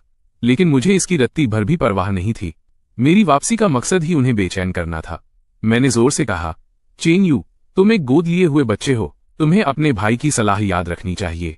एक गोद लिए हुए बच्चे को उन चीजों के बारे में भ्रम नहीं पालना चाहिए जो उसकी नहीं है। याद रखो कि चेन परिवार का असली बड़ा युवा मालिक कौन है। उस एक वाक्य ने न केवल चेन यू के होश उड़ा दिए, बल्कि डू जितांग और दूसरों के चेहरे के भाव भी बदल दिए। चेन यू लगभग गिर ही गया था। शुक्र है कि मदर चेन ने उसे फौरन संभाल लिया। अपने बेटे को, जिसे उन्होंने बचपन से लाड़ प्यार से पाला था, पीला पड़ते देख मदर चेन का दिल बैठ गया। उन्होंने चेन यू को सहारा दिया और मुझे गुस्से में घूरा। चेन फान, मैंने तुमसे पहले ही कहा है, चेन यू मेरा बच्चा है। वो हमेशा मेरा बच्चा रहेगा। तुम वापस आते ही इन गंदी चालों से उस पर दबाव क्यों बना रहे हो? उसी समय एक और अप्रिय आवाज गूंजी। चेन फान, तुमने हद पार कर दी है। क्या हमने साफ साफ नहीं कहा था? चेन यू हमेशा हमारा सबसे प्यारा छोटा भाई रहेगा। हमारे सालों के लगाव की जगह कोई नहीं ले सकता। तुम चेन यू को दुखी करते हो, इसका मतलब है कि तुम हमें दुखी करते हो। तुम अपनी जगह क्यों नहीं पहचानते? क्या सालों के लगाव को महज एक खून का रिश्ता बदल सकता है? चेन फान, हम तुम्हें फिर से कह रही हैं, चेन यू ही हमेशा हमारा छोटा भाई रहेगा। अपने चेहरे के इस घमंडी भाव को हटा लो। यह मत सोचो कि तुम चेन परिवार में घुस आए हो तो तुम बड़े युवा मालिक बन गए। हमारा हमेशा एक ही छोटा भाई रहेगा, और वो है चेन यू। काम की वजह से न आ पाने वाली चेन जीनन को छोड़कर बाकी चारों बहनें चेन यू को बुली होने से बचाने के लिए वहां पहुंच गई थीं। उनकी चिंताएं निराधार नहीं थीं। जैसे ही वे पहुंचे, उन्होंने मुझे उनके छोटे भाई को असहज करते हुए देखा। कुत्ता कभी अपनी आदत नहीं छोड़ता। पास खड़े डू जितांग और अन्य लोग चेन यू की असली पहचान जानने के बाद उसके लिए थोड़े चिंतित थे, लेकिन जब उन्होंने चेन परिवार का रवैया देखा तो उनके मन का बोझ हल्का हो गया। खून के रिश्ते महत्वपूर्ण हो सकते हैं, लेकिन चेन परिवार का बर्ताव उससे कहीं अधिक मायने रखता है। तो क्या हुआ अगर वो सगा बेटा है? देखो, चेन परिवार का हर सदस्य चेन यू की रक्षा कर रहा है। अपनी बहनों को अचानक वहां देखकर चेन यू का दिल खुशी से भर गया। आखिरकार उसकी बहनें अभी भी उसकी परवाह करती थीं। उसने अपनी ठुड्डी थोड़ी ऊपर उठाई। उसकी आंखें जीत के एहसास से भरी थीं, लेकिन एक व्हाइट लोटस दिखावेबाज की फितरत कभी नहीं बदल सकती।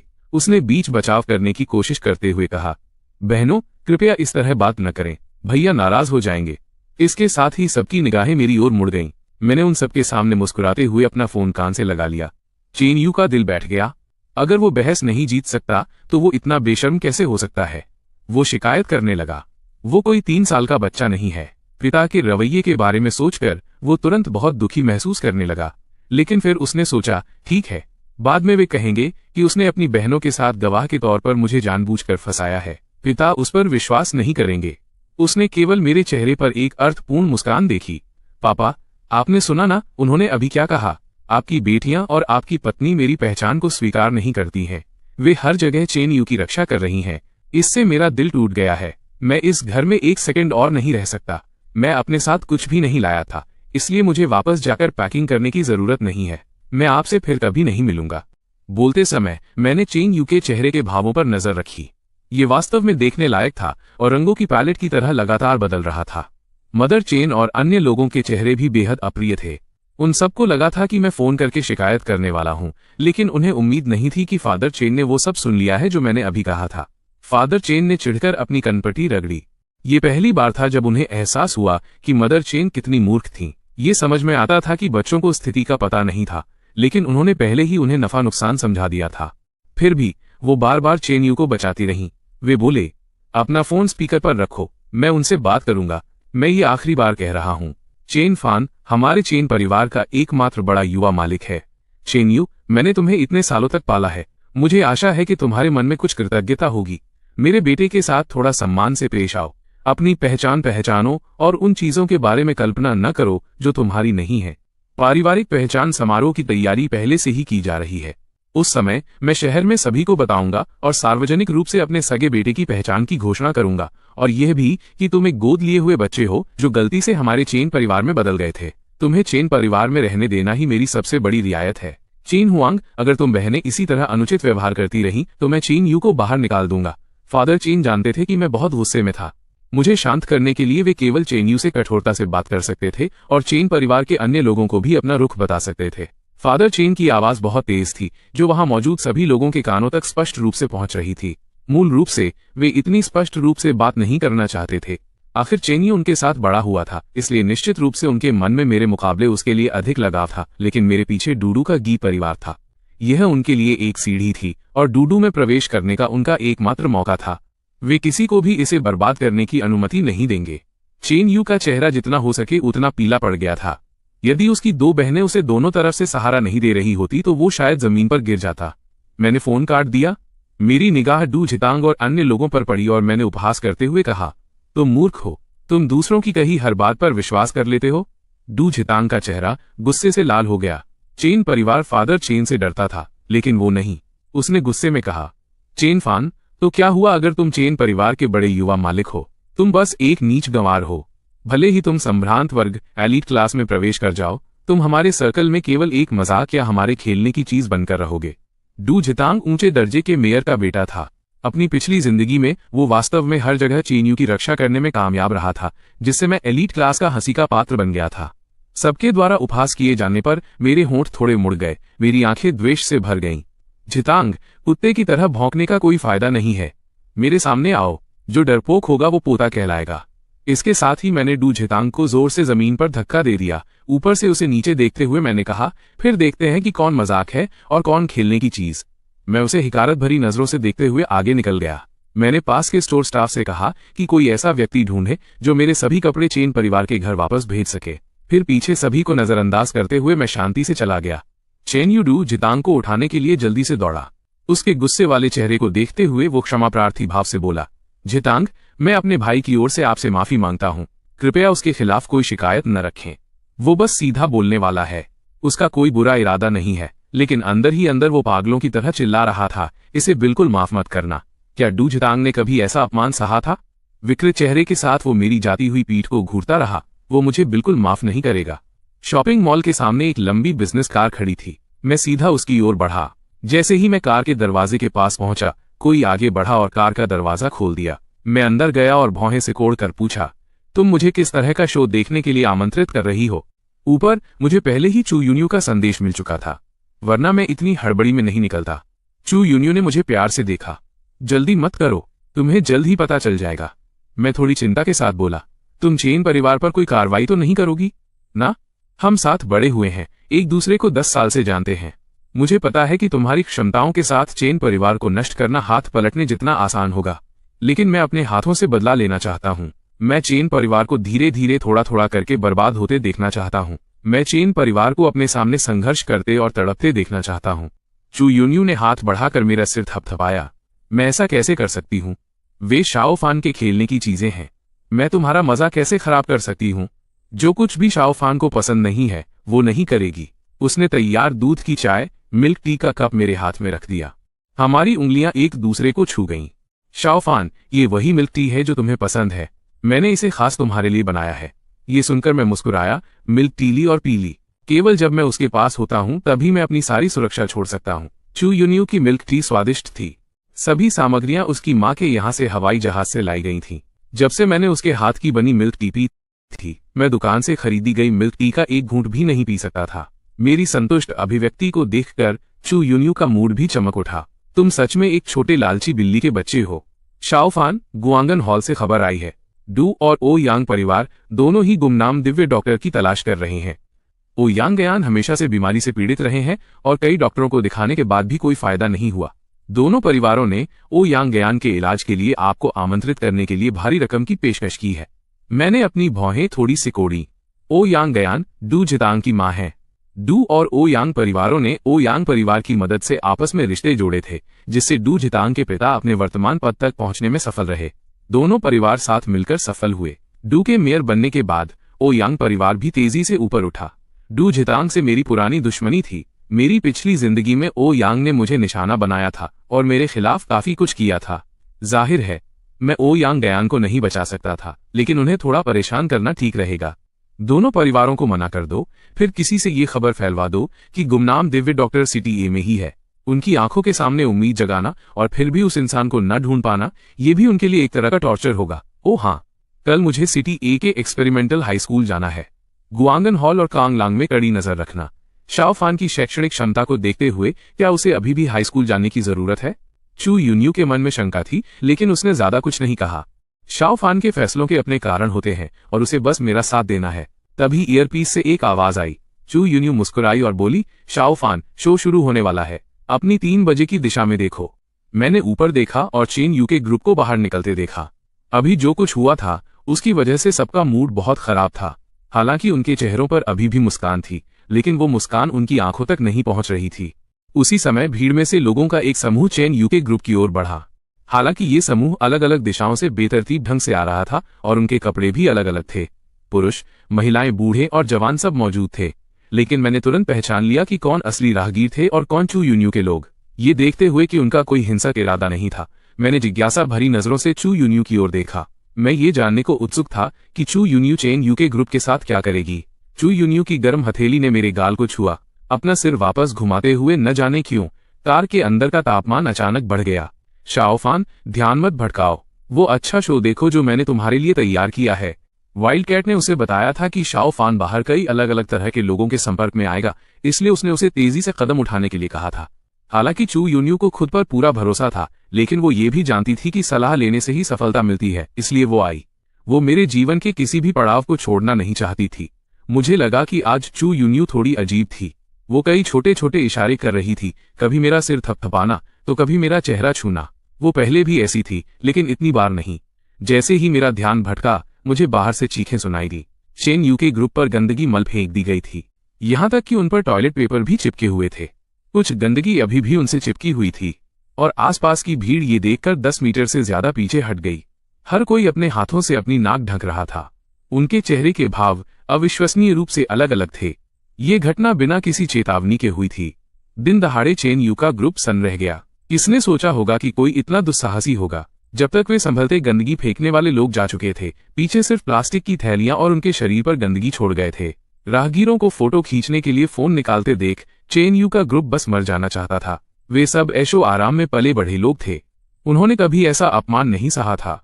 चू यून्यू, तुम इतनी दुष्ट कैसे हो सकती हो, लेकिन ये क्या शानदार वार था। मुझे ये बहुत पसंद आया।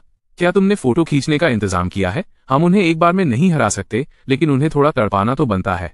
बेशक, वीडियो और फोटो दोनों तैयार हैं। उन्होंने अपनी गंदी जुबान से तुम्हें गाली देने की हिम्मत की।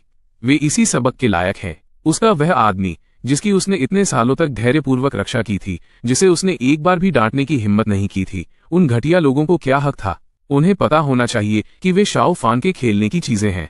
उनकी अभी कुछ कीमत बाकी है, वरना वे कब के यमराज से मिल चुके होते। चू यून्यू, तुम सच में बहुत दयालु हो। अगर मैं कार में नहीं होता तो शायद खुद को उसे गले लगाने से नहीं रोक पाता। पिछली जिंदगी में मैंने हर जगह चीन परिवार को खुश करने की कोशिश की और उन्हीं लोगों से चोट खाई जिन्हें मैं अपना सबसे करीबी समझता था।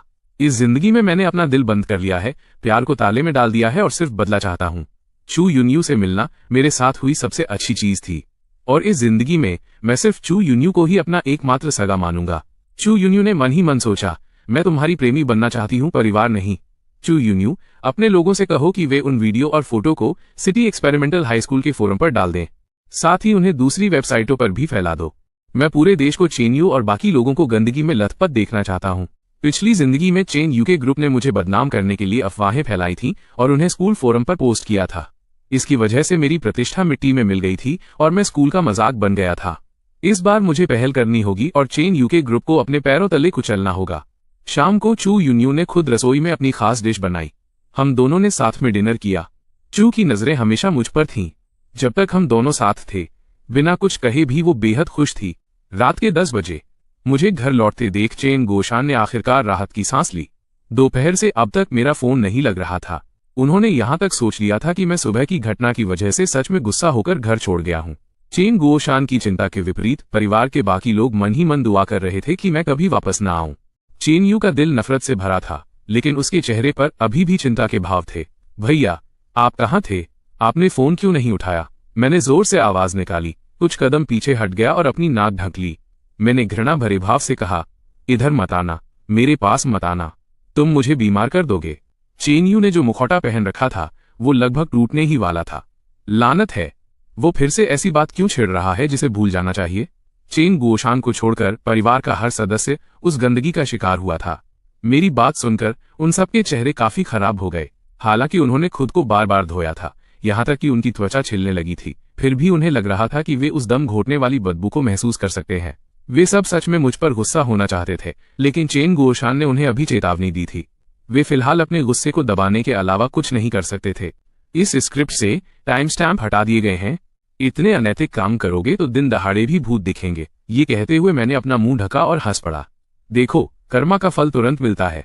मदर चेन ने मेज पटकी और खड़ी हो गईं, मेरी तरफ उंगली उठाकर कोसने लगीं। क्या ये तुम्हारी चाल थी? जैसे ही तुम गए हमसे बदला लिया गया। मुझ पर गलत इल्जाम मत लगाइए मैडम। ये घटना इतनी फैल चुकी है और इसमें जितांग भी शामिल है। क्यों न हम आधिकारिक घोषणा का इंतजार करें? अभी भी आप लोगों को ये समझ नहीं आ रहा कि आप पर गंदगी क्यों फेंकी गई। ऐसा इसलिए है क्योंकि आप लोगों की जुबान बहुत गंदी है। आप लोग जल्दी सबक नहीं सीखते। मदर चेन और अन्य लोग असल में ये सोच ही नहीं रहे थे कि ये मामला मुझसे जुड़ा हो सकता है। डू जितांग मेयर का बेटा है। इतना बड़ा हंगामा होने और कई पक्षों द्वारा जांच किए जाने के बाद भी कोई नतीजा नहीं निकला था। उन्हें विश्वास नहीं था कि गांव के एक गंवार में इतनी अद्भुत क्षमताएं हो सकती हैं।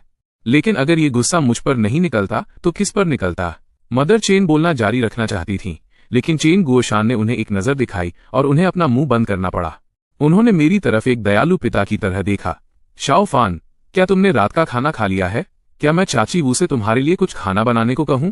मैंने बढ़ा चढ़ाकर कहा, बेशक, मैंने खा लिया है। वे सब गंदगी से लथपथ थे और वैसी ही बदबू आ रही थी। घर आकर उन्हें देखकर भला कौन खा सकता है?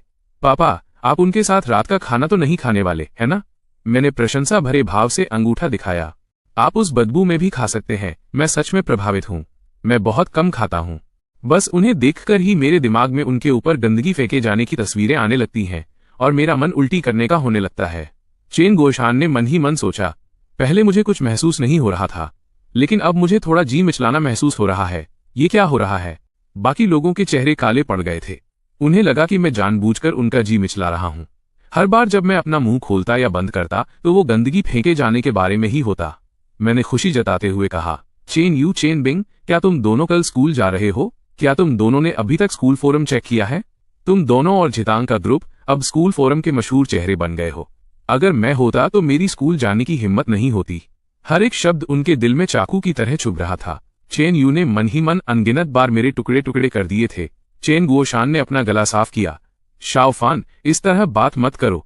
अपने परिवार से बात करते समय इतने आक्रामक और डराने वाले मत बनो। मैंने अपनी बाहें फैला दी। क्या आजकल सच बोलना भी मना है? पापा, जाकर नेटिजन्स के कमेंट्स देखिए। वे सब कह रहे हैं कि उन्हें स्क्रीन के जरिए भी बदबू आ रही है।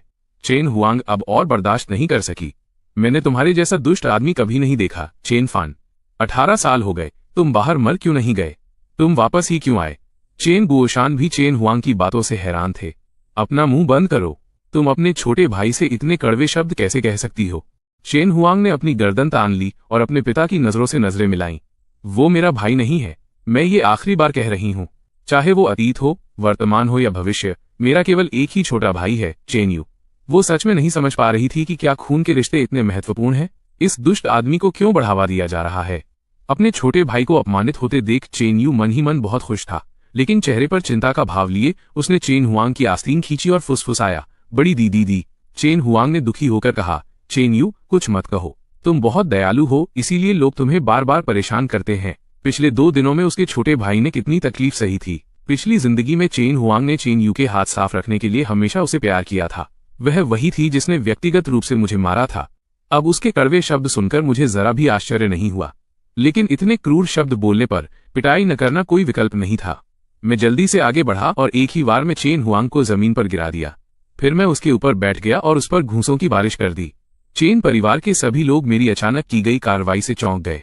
चेन यू ने आगे बढ़ने की हिम्मत नहीं की, लेकिन यह देखकर कि मेरी बहनों का आगे बढ़ने का कोई इरादा नहीं था और अभी अभी बड़ी बहन चेन हुआंग उसे बचाने के चक्कर में पिट गई थी, उसे डर लगा कि अगर उसने मदद नहीं की तो चेन हुआंग नाखुश हो जाएगी।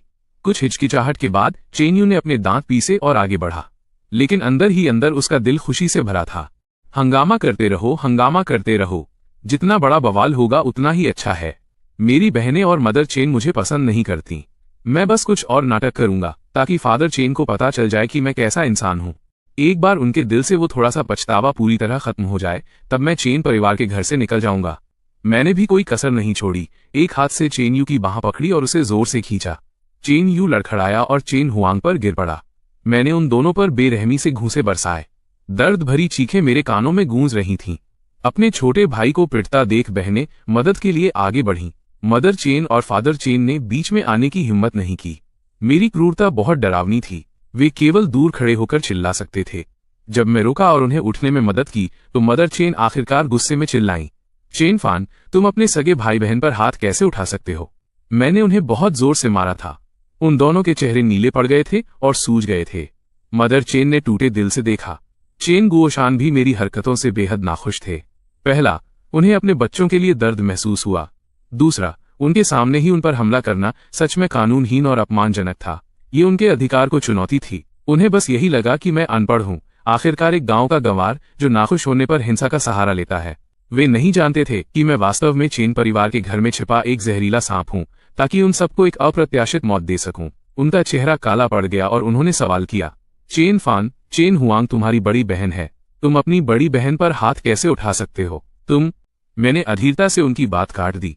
मिस्टर चेन, क्या आप बहरे हैं? ऐसे जहरीले शब्द बोलना। अगर उसे नहीं मारूंगा तो और किसे मारूंगा? आपको मारूं? अगर बच्चे को सिखाया नहीं जाता तो यह पिता की गलती है। क्या आप उसकी जगह मार खाना चाहते हैं? आपके पास मुझे उपदेश देने का समय है। क्यों ना आप इस पर विचार करें कि चेन हुआंग और उसकी बहनें क्या हैं। मैं आपको फिर से बताता हूं। हालांकि मैं चेन परिवार में वापस आ गया हूं, लेकिन ये मत सोचना कि मैं चुपचाप अपमान सहूंगा। जब मेरा कोई पिता या मां नहीं थी तब भी मैंने कुछ नहीं सहा। अब जबकि मुझे माता पिता मिल गए हैं तो मैं क्यों सहूं? अगर सहना ही है तो मुझे माता पिता की जरूरत ही क्या है? इससे अच्छा तो मैं अनाथ ही रहता। मेरी इन बातों से चेन गुओशान का चेहरा गुस्से से लाल हो गया। वह केवल अपनी बेटी के दुख पर ध्यान दे रहे थे और मेरी परिस्थितियों पर उनका ध्यान नहीं गया। उन्होंने कुछ कहने के लिए मुंह खोलना चाहा, लेकिन तब तक मैं मुड़कर ऊपर जा चुका था। पूरा दिन थकने के बाद मैं अब उनसे और निपटना नहीं चाहता था। बदला लेना एक लंबी खेल है। आज मैंने जो कपड़े खरीदे थे वे डिलीवर हो गए थे। मैं ये कपड़े खुद भी खरीद सकता था, लेकिन मदर चेन और उनके उन बेहद दर्दनाक चेहरों के बारे में सोचकर मुझे स्फूर्ति महसूस हुई। नहाने के बाद जब मैं बाहर आया तो मैंने चू यून्यू का एक संदेश देखा। मेरे होठों के कोने अपने आप ऊपर की ओर मुड़ गए। उसी समय चेन यू के कमरे में काम पर गई चेन बिंग को छोड़कर बाकी 4 बहनें वहीं थीं। वे पांचों मिलकर गुस्से में मेरी निंदा कर रही थीं। उनके शब्द इतने जहरीले थे जैसे मैं उनका कोई कट्टर दुश्मन हूं। चेन हुआंग की आंखें उदास थीं। अपना दर्द दबाते हुए वो बोली, कल उसे स्कूल जाना है। घर पर तो पिता उसकी रक्षा करते हैं, इसलिए हम स्कूल में अपनी चाल चलेंगे।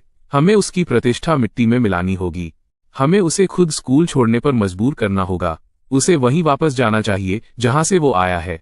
स्कूल की बात आते ही चेन यू के आंसू निकलने ही वाले थे। स्कूल के इंटरनेट पर वो तस्वीरें। मैं अब स्कूल नहीं जाना चाहता। ये बहुत शर्मनाक है। प्रमुख प्लेटफॉर्म से तो तस्वीरें हटा दी गई थीं, लेकिन स्कूल के इंटरनेट से उन्हें हटाया नहीं जा सका। एडमिनिस्ट्रेटर्स ने कितनी भी कोशिश की, वे तस्वीरें होम पेज पर प्रमुखता से टिकी रहीं। उन्होंने वेबसाइट को सीधे बंद करने की भी कोशिश की, लेकिन पाया कि वो फंक्शन भी काम नहीं कर रहा। चेन हुआंग ने चेन बिंग की ओर देखा और पूछा, तुम्हारी कंप्यूटर स्किल्स इतनी अच्छी हैं, क्या तुम्हारे पास भी कोई समाधान नहीं है? चेन बिंग का चेहरा बेहद उतर गया था। उसकी आंखों में निराशा भरी थी।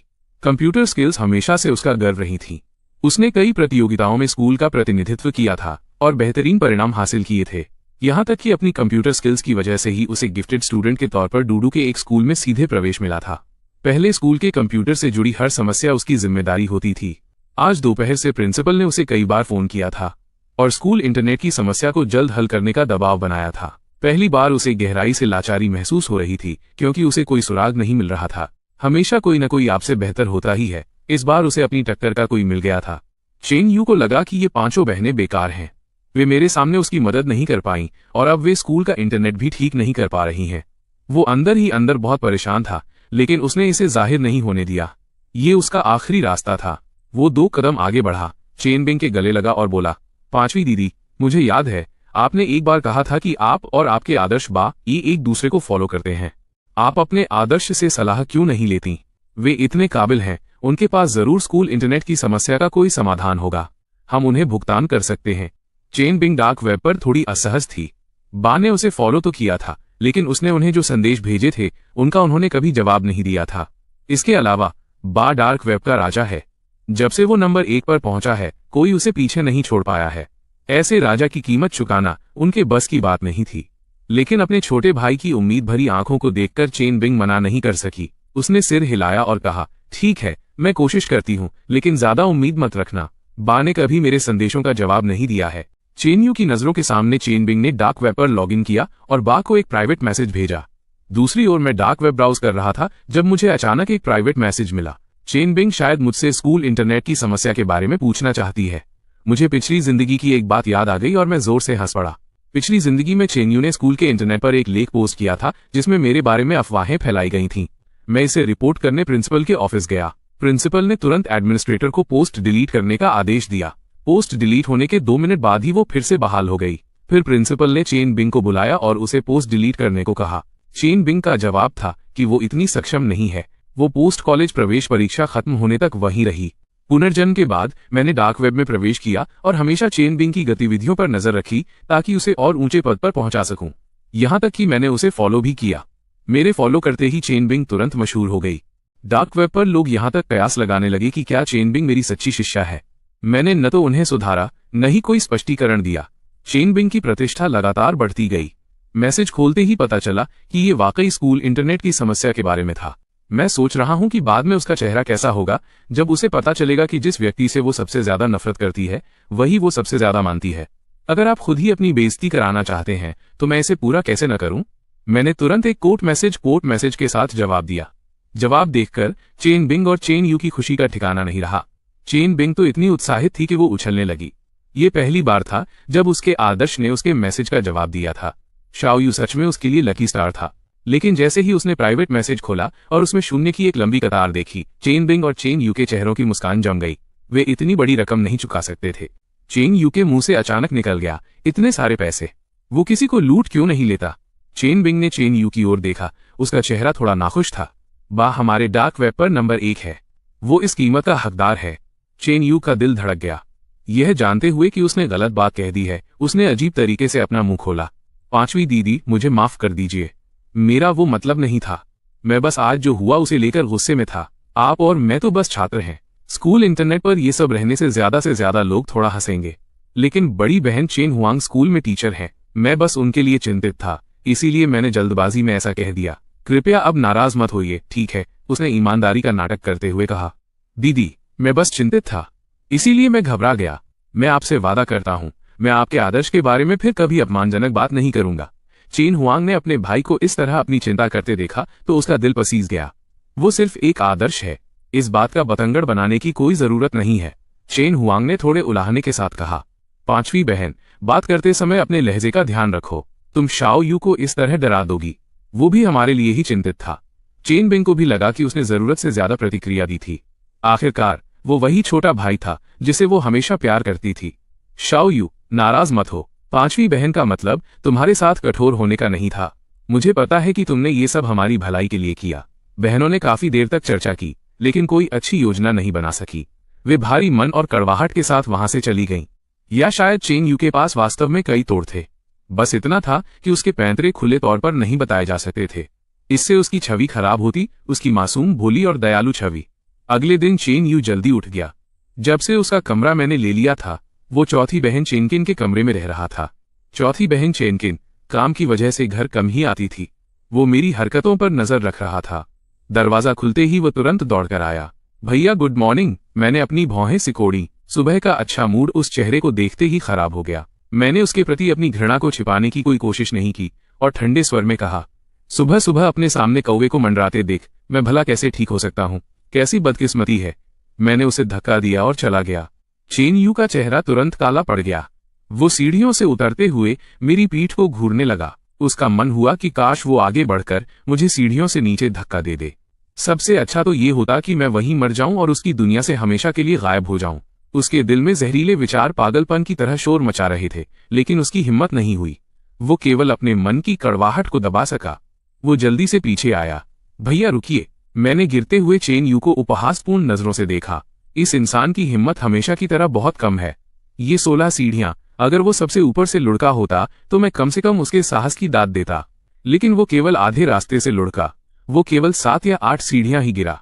दूसरों को नुकसान पहुंचाना चाहता था, लेकिन खुद जोखिम उठाने की हिम्मत नहीं थी। ऐसी हिचकिचाहट सच में उबाऊ है। आवाज सुनकर चाहे वे लिविंग रूम में हो या अपने कमरों में, सब बाहर दौड़ पड़े। चेन यू को जमीन पर गिरा देख चेन परिवार के सदस्य पूरी तरह टूट गए। मदर चेन उसे उठाने के लिए दौड़ी। शाओ यू, क्या तुम ठीक हो? कहीं चोट तो नहीं लगी? क्या सब ठीक है? चारों बहनें भी एक साथ उसे घेरकर खड़ी हो गईं। सीढ़ियों का वो छोटा सा कोना पल भर में लोगों से भर गया। चेन हुआंग की नजरें सीढ़ियों पर खड़े मुझ पर पड़ी। अचानक वो कैसे गिर सकता है? चेन गुओशान कुछ नहीं बोले। उनकी नजर मुझ पर टिकी थी। मेरे चेहरे पर वही मजाक उड़ाने वाला भाव था। यह परिचित दृश्य मैंने अपनी पिछली जिंदगी में अनगिनत बार देखा था। गिरने का नाटक करना, पूल में गिरने का नाटक करना, डिप्रेशन का नाटक करना। चेन परिवार ने हमेशा इन सब पर विश्वास किया। मैंने कितनी भी सफाई दी, अपराधी हमेशा मैं ही बना। मेरी अभिव्यक्ति वास्तव में उनकी उम्मीद से परे थी। इसने चेन यू के दिल में एक अशुभ आशंका पैदा कर दी, लेकिन नाटक यहां तक पहुंच चुका था। उसे अभिनय जारी रखना था। चेन यू ने नम आंखों से कहा, पापा, मम्मी, बहनों, मैं ठीक हूं। बस मैं सावधान नहीं था और खुद ही गिर गया। भैया को दोष मत दीजिए। जैसे ही उसने ये शब्द कहे, चेन हुआंग का पारा चढ़ गया। पापा, मम्मी, क्या आप दोनों ने सुना? कितना दुष्ट आदमी है। आप दोनों ने उसे घर लाने की जिद की, भले ही वो आपका सगा बेटा है। आप उसे कुछ पैसे देकर बाहर ही रहने दे सकते थे। उसे वापस लाने और हमारे परिवार की शांति भंग करने की जिद क्यों की? कितना घटिया इंसान है। आज उसने शाओ यू को सीढ़ियों से नीचे धकेलने की हिम्मत की है। कल वो हमें भी धकेल देगा। चेन यू मन ही मन बहुत खुश था। सच में उसकी बड़ी बहन चेन हुआंग बहनों के बीच अभी भी कितनी उपयोगी थी। वो अपनी बड़ी बहन चेन हुआंग को सबसे ज्यादा प्यार करता था। वो उसकी प्रवक्ता जो थी। उसने घबराहट का नाटक करते हुए मुंह खोला। बड़ी दीदी, कृपया अब और मत कहिए। यह मेरी गलती थी कि मैं सावधान नहीं था। भैया से इसका कोई लेना देना नहीं है। चेन हुआंग इस बात से परेशान होकर कि वह उसे और सख्त नहीं बना पा रही है, बोली, शाओ यू, तुम बस जरूरत से ज्यादा दयालु हो। उसने फादर और मदर चेन की ओर देखा और कहा, पापा, मम्मी, इस बार आप चेन फान को सिर्फ चंद शब्दों के साथ आसानी से नहीं छोड़ सकते। मुझे पहले ही अपराधी घोषित कर दिया गया था। मदर चेन पहले से ही मुझसे बहुत असंतुष्ट थीं। उनके दिल में जमा कड़वाहट अब और नहीं दब सकती थी। जिस बेटे को उन्होंने हथेलियों पर रखा, उसे वे मुझे इस तरह परेशान कैसे करने दे सकती थीं? वे सीढ़ियां चढ़कर ऊपर आईं। बिना एक शब्द बोले उन्होंने हाथ उठाया और मेरे चेहरे पर जोरदार तमाचा जड़ दिया। मैं उनके चेहरे के बिगड़े हुए भावों को साफ देख सकता था, और वो घृणा भरी नजर, वो नजर किसी दुश्मन को देखने से कम नहीं थी। पिछली जिंदगी में मैंने इस पर गौर क्यों नहीं किया? मैंने उनका हाथ पकड़ लिया और अपने दूसरे हाथ से उन्हें वापस थप्पड़ मार दिया। इस जिंदगी और पिछली जिंदगी की जमा नफरत, मेरी ताकत बहुत ज्यादा थी। मेरी हथेली में थोड़ी जलन हुई। एक जोरदार धमाके की आवाज गूंजी। मदर चेन का चेहरा तुरंत सूज गया। हाथ का निशान बिल्कुल साफ था। वहां मौजूद हर कोई दंग रह गया। किसी ने उम्मीद नहीं की थी कि मैं इतना बेखौफ होऊंगा। दूसरों को मारना एक बात थी, लेकिन अपनी ही मां पर हाथ उठाने की हिम्मत करना, ऐसा कुपुत्र वाला कृत्य। उन्हें अपनी आंखों पर यकीन नहीं हो रहा था। चेन यू अंदर ही अंदर फूला नहीं समा रहा था। अगर स्थिति वैसी न होती तो वह जोर जोर से हंस पड़ता। हंगामा करते रहो, जितना बड़ा बवाल होगा उतना ही अच्छा है। सबसे अच्छा तो ये होगा कि मुझे घर से निकाल दिया जाए और मैं कभी वापस ना आऊं। मदर चेन ने अविश्वास भरे भाव से अपना चेहरा पकड़ लिया। तुम्हारी इतनी हिम्मत कि तुमने मुझे मारा। मैंने उन्हें फिर से थप्पड़ मारा, इस बार और भी जोर से, जिससे वे सीधे जमीन पर गिर पड़ी। मैंने ऊपर से उन्हें नीचे की ओर देखा। पहले जब मेरा कोई पिता नहीं था, कोई माँ नहीं थी, तब मैंने कभी कोई दुख नहीं सहा। जिन्होंने मुझे मारा उनकी कब्रों पर घास कई मीटर ऊंची हो गई है। तुम्हें ऐसा क्यों लगता है कि तुम्हें मुझे मारने का हक है? मदर चेन के मुंह से निकला, मैं तुम्हारी माँ हूं, तुम मुझे कैसे मार सकते हो? क्या तुम्हें बिजली गिरने का डर नहीं है? मेरे चेहरे पर साफ मजाक का भाव था, जैसे मैंने दुनिया का सबसे बड़ा लतीफा सुना हो। माँ, मिसेज चेन, मैं आपसे पूछ सकता हूं कि क्या आपने एक दिन के लिए भी मुझे पाला है? जिसने अपना सगा बेटा खो दिया वो आप हैं, तो बिजली आप पर गिरनी चाहिए। मैं नीचे झुका और उसका चेहरा पकड़ने के लिए अपना हाथ उठाया। मेरे हाथ का दबाव धीरे धीरे बढ़ता गया। तुम अभी भी सांस ले पा रही हो, तुम्हें खुद को खुशकिस्मत समझना चाहिए। बोलने के बाद मैं मदर चेन के सूजे हुए चेहरे को थपथपाना नहीं भूला। वो दर्द से कराह उठी और उसके दिल में असीम डर समा गया। अभी वो सच में पलटवार करना चाहती थी, लेकिन मेरी नजर इतनी भयानक थी कि उसे एक अजीब सी घबराहट होने लगी। चेन यू ने खुद की परवाह किए बिना जल्दी से मदर चेन को खड़ा होने में मदद की। माँ, आप कैसी हैं? क्या आप ठीक हैं? माँ का चेहरा पूरा सूज गया है। उसने हाथ उठाया। वो माँ का चेहरा छूना चाहता था, लेकिन उसे डर था कि कहीं उन्हें दर्द न हो, इसलिए उसने हाथ पीछे खींच लिया। चेन यू के आंसू गिर पड़े। उसने जोर से चिल्लाकर मुझसे सवाल किया, चेन फान, तुम मेरे साथ कैसा भी व्यवहार करो, कोई बात नहीं, मैं तुम्हारा कर्जदार हूं। अगर तुम इतने काबिल हो तो मुझे निशाना बनाओ। लेकिन तुम माँ के साथ ऐसा कैसे कर सकते हो? तुम इतने कुलद्रोही कैसे हो सकते हो? तुम सच में बहुत आगे बढ़ रहे हो। चेन यू की आवाज ने चेन परिवार की चारों बहनों को होश में ला दिया। चेन हुआंग तो लगभग मुझ पर हमला करने ही वाली थी, लेकिन कल रात के डर को याद करके उसने खुद को रोक लिया। उसने गुस्से में चेन गोशान की ओर देखा। पापा, क्या आपने देखा? ये वही बेटा है जिसे आप घर लाने की जिद कर रहे थे। वो न केवल हमें मारने की हिम्मत करता है, बल्कि अब उसने माँ पर भी हाथ उठाया है। अगर आप इसे चेन परिवार में रखेंगे तो अगली बार ये शायद आप पर भी हाथ उठाएगा। हमारा परिवार पहले कितना अच्छा था। देखो, जब से ये लौटा है हमारे परिवार में कितनी मुसीबतें आई हैं। पापा, क्या चेन फान वास्तव में इतना महत्वपूर्ण है, हमारे पूरे परिवार से भी ज्यादा? क्या उसकी वजह से आपको हमारी भावनाओं की कोई परवाह नहीं है? पापा, वो हमारे परिवार को बर्बाद कर देगा। अपनी आंखें खोलिए और देखिए कि आप किसे घर लेकर आए हैं। वो शाओ यू से बेहतर कैसे है? बस बहुत हुआ। चेन परिवार की चारों बहनों ने एक साथ मुझे कोसना शुरू कर दिया। चेन गुओशान ने झुंझलाहट में अपना माथा रगड़ा। मैं सच में और भी ज्यादा अनियंत्रित होता जा रहा था। अगर मैं वास्तव में उनका बेटा होता तो वे निश्चित रूप से मुझे इस तरह मनमानी नहीं करने देते। लेकिन मैं एक चलता फिरता एटीएम था। डूडू के गी परिवार का वारिस, उनका भविष्य। उनकी योजना मेरे साथ अच्छे संबंध बनाने की थी। एक ऐसा लड़का जो बचपन से गरीबी में पला बढ़ा हो, उसे बस थोड़े से पैसे और चिंता दिखाकर कृतज्ञ बनाया जा सकता था। चेन को उन्होंने बचपन से पाला था ताकि उसे गी परिवार का युवा मालिक बनाया जा सके। यही सबसे अच्छा होता। अगर कोई दोषी था तो वो मदर चेन थी। वो मेरी पहचान जानती थी, फिर भी उसे बड़े फायदे और छोटे नुकसान के बीच का अंतर नहीं पता था। मदर चेन का गुस्सा थोड़ा शांत हुआ। आखिरकार चेन यू ही वो बच्चा था जो उनके पास बड़ा हुआ था। वो कृतघ्न और दिलहीन लोगों की तरह नहीं था। मैंने मन ही मन एक वाक्य दोहराया, तुम्हें निशाना बनाना। मैं खड़ा हुआ और नीचे चेन यू की ओर देखा। मैं ये नहीं भूला था कि उसने मुझ पर झूठा इल्जाम लगाया था। मुझे झूठा आरोपी बनना पसंद नहीं है, इसलिए मैं इसे हकीकत बना देता हूँ। सीढ़ियों पर मेरे हर कदम के साथ चेन यू का दिल कांप रहा था। वो पीछे हटना चाहता था, लेकिन पीछे की सीढ़ियों को याद करके वो रुक गया। चेन यू, मुझे दूसरों द्वारा झूठा फंसाया जाना सबसे ज्यादा नापसंद है।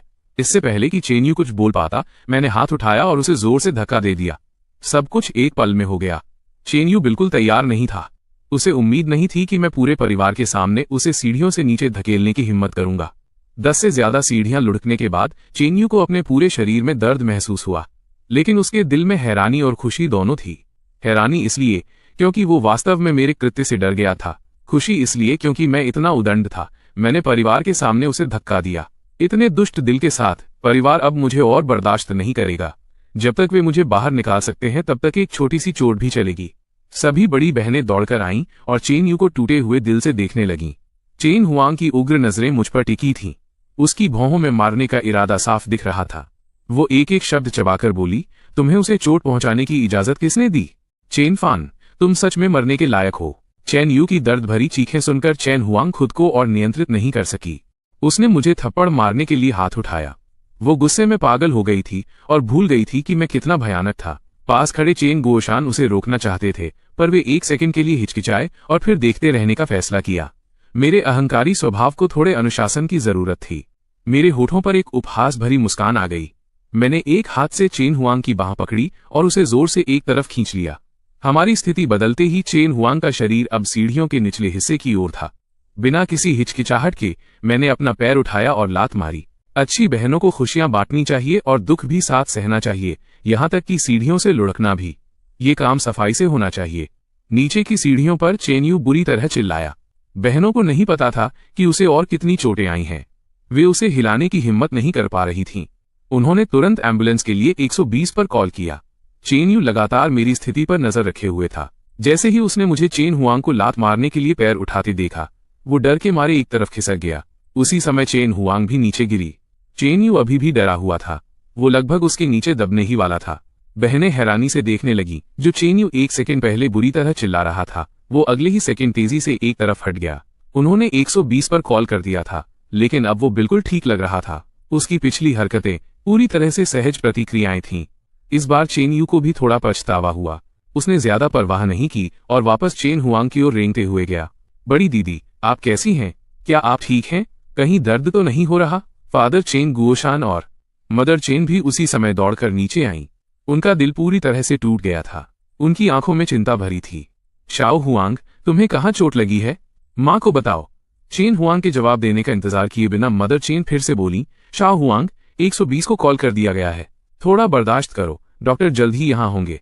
चेन हुआंग जमीन पर लेटी रही। एक शब्द भी बोले बिना उसकी नजर चेन गुओशान पर टिकी थी। उसकी आवाज कड़वाहट से भरी थी। क्या आपने देखा? चेन फान ने न केवल मुझे और मेरे भाई को चोट पहुंचाने की हिम्मत की, बल्कि उसने माँ को भी नुकसान पहुंचाया। अगर आप उसे चेन परिवार में रखने की जिद करेंगे तो हमारे परिवार में कभी शांति नहीं होगी। अगर वो गिर ही चुकी थी तो उसे इस घटना से ज्यादा फायदा उठाना था। वो स्वाभाविक रूप से अपना गुस्सा निकालने के लिए उठकर मुझे पीटना चाहती थी और शाओयू का बदला लेना चाहती थी, लेकिन उसे एक सच्चाई स्वीकार करनी पड़ी। मेरी लड़ने की ताकत उसकी तुलना में बहुत ज्यादा थी। इसलिए वो बस यही उम्मीद कर सकती थी कि उसके पिता मुझे चेन परिवार से निकाल दें, ताकि भविष्य की इस मुसीबत को हमेशा के लिए खत्म किया जा सके। चेन गुओशान के माथे की नसें फड़कने लगीं। इस बार मैं वास्तव में उनके सामने इतना अहंकारी और ढीठ बनकर बहुत आगे निकल गया था। भविष्य में मैं उनकी बात कैसे मानूंगा? उनकी आंखों में तीव्र क्रोध था। चेन गुओशान ने थोड़ा अपना सिर उठाया। उनकी नजर मुझ पर पड़ी। सीढ़ियों के शीर्ष पर खड़े होकर मैं ऊपर से उन्हें देख रहा था।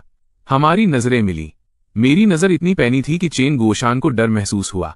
वे सहज रूप से मेरी नजर से बचना चाहते थे, उसका सामना नहीं करना चाहते थे, लेकिन अगले ही सेकंड उन्हें ये बिल्कुल बेतुका लगा।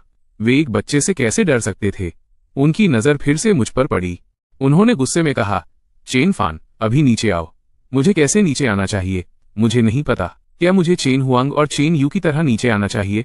या शायद मिस्टर चेन गुओशान, क्या आप मेरे लिए प्रदर्शन करना चाहते हैं कि नीचे कैसे आते हैं?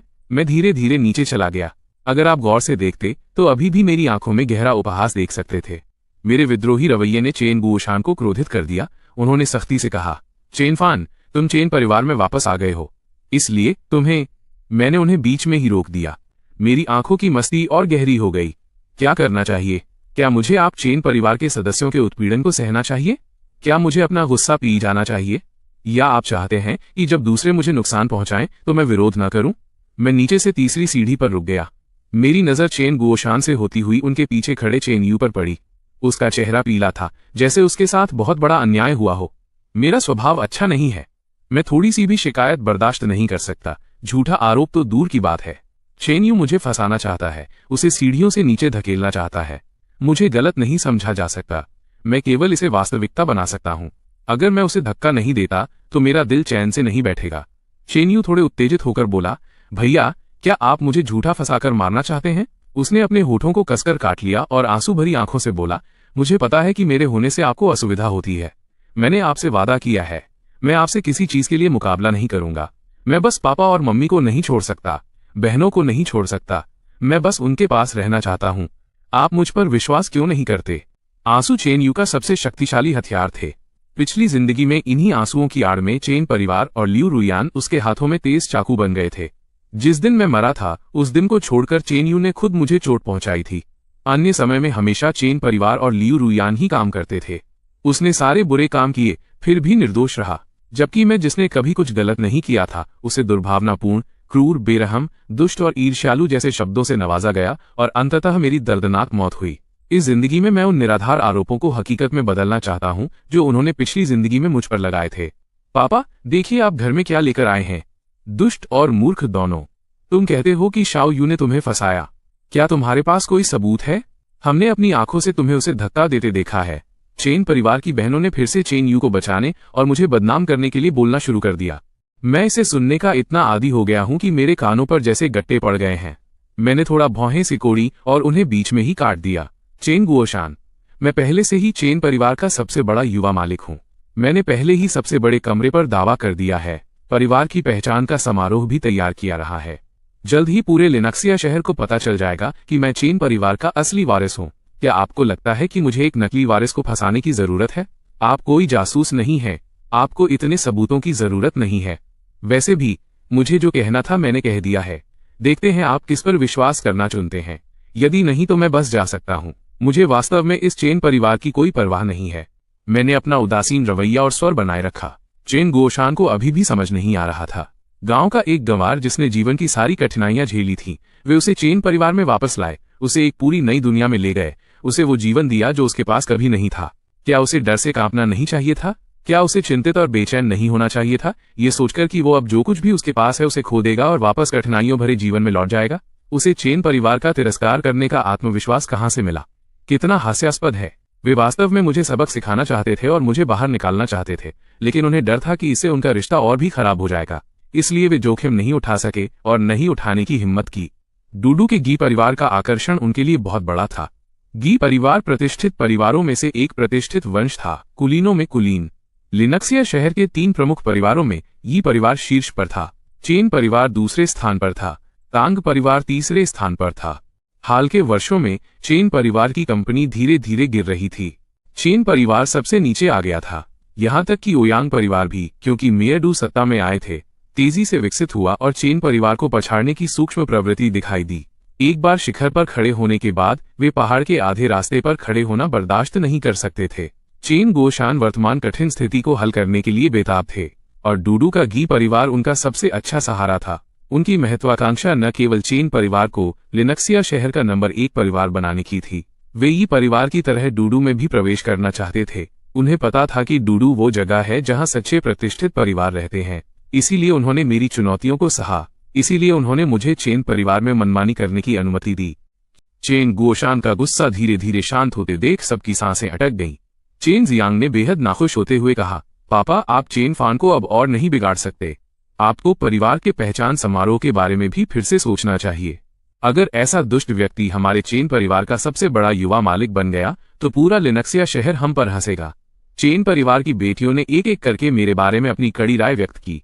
सभी बहनों को अपनी निंदा करते देख चेन यू का मूड काफी सुधर गया। अगर वो मुझे हमेशा के लिए चेन परिवार से बाहर निकलवा सके तो और भी अच्छा होगा, उसने मन ही मन प्रार्थना की। अपने पास खड़ी क्रोधित मदर चेन को देखकर चेन यू थोड़ा किनारे हुआ। उसने चिंता भरे भाव से उनका हाथ पकड़ा। मम्मी, आपका चेहरा कैसा है? क्या अब बेहतर महसूस हो रहा है? भैया को दोष मत दीजिए, उन्होंने इतने सालों तक बाहर बहुत दुख झेला है। उनके दिल में थोड़ा बहुत गुस्सा होना स्वाभाविक है। हम सब उनके कर्जदार हैं। चेन यू असल में आग में घी डालना चाहता था, लेकिन अनजाने में उसने मदर चेन की दुखती रग पर पैर रख दिया। सच्चाई जानने के बाद मदर चेन पहले से ही गुस्से में थी। मैं उनका सगा बेटा नहीं था, उनका मुझ पर कोई कर्ज नहीं था। पहले लगे थप्पड़ के बारे में सोचकर उनका मन हुआ कि वे मेरे टुकड़े टुकड़े कर दें। उन्होंने गुस्से में बोलना चाहा, पति। चेन गुओशान की नजर मदर चेन पर पड़ी। वे चिल्लाए, तुम चुप रहो। अगर वहां बाकी सब लोग न होते तो वे वास्तव में खुद को मदर चेन को थप्पड़ मारने से नहीं रोक पाते। बच्चे नहीं समझते, लेकिन एक माँ होने के नाते तुम भी नहीं समझती। तुम अच्छी तरह जानती हो कि वो मेरे लिए क्या मायने रखता है। डूडू का गी परिवार, यह उसके जीवन का एकमात्र मौका हो सकता है। चेन गुओशान ने अपनी भावनाओं को नियंत्रित करने की कोशिश करते हुए कुछ गहरी सांसें ली। उन्होंने चेन यू की ओर देखा और धीरे से बोले, शाओ यू, अभी अपने भैया से माफी मांगो। चेन यू की आंखें फटी की फटी रह गईं। उसे विश्वास नहीं हो रहा था। मैंने सबके सामने उन्हें सीढ़ियों से नीचे धकेला था, यहां तक कि मां को भी मारा था। फिर भी पापा ने मुझे दोष देने के बजाय उससे माफी मांगने को कहा। चेन यू के लिए खड़ा रहना मुश्किल हो रहा था। उसके दिल में कड़वाहट और बढ़ गई। आखिरकार मैं उनका सगा बेटा नहीं हूं। उनका पक्षपात असीम है। वो पलटकर जवाब देना चाहता था, लेकिन चेन गोशान की नजर इतनी पैनी थी कि उसके शब्द गले में ही अटक गए। उसकी एक और शब्द बोलने की हिम्मत नहीं हुई। उसने बेहद अपमानित महसूस करते हुए केवल इतना कहा, भैया। चेन हुआंग ने चेन यू को अपने पीछे खींचा और तनकर खड़ी हो गई। उसने अपने पिता की आंखों में आंखें डालकर विद्रोही भाव से कहा, शाओयू गलत नहीं है, वो माफी क्यों मांगे? पापा, आप चेन फान के प्रति इतने पक्षपाती कैसे हो सकते हैं? वो तो बस। तभी एक जोरदार थप्पड़ गूंजा। चेन गोशान ने उसे थप्पड़ मारा था।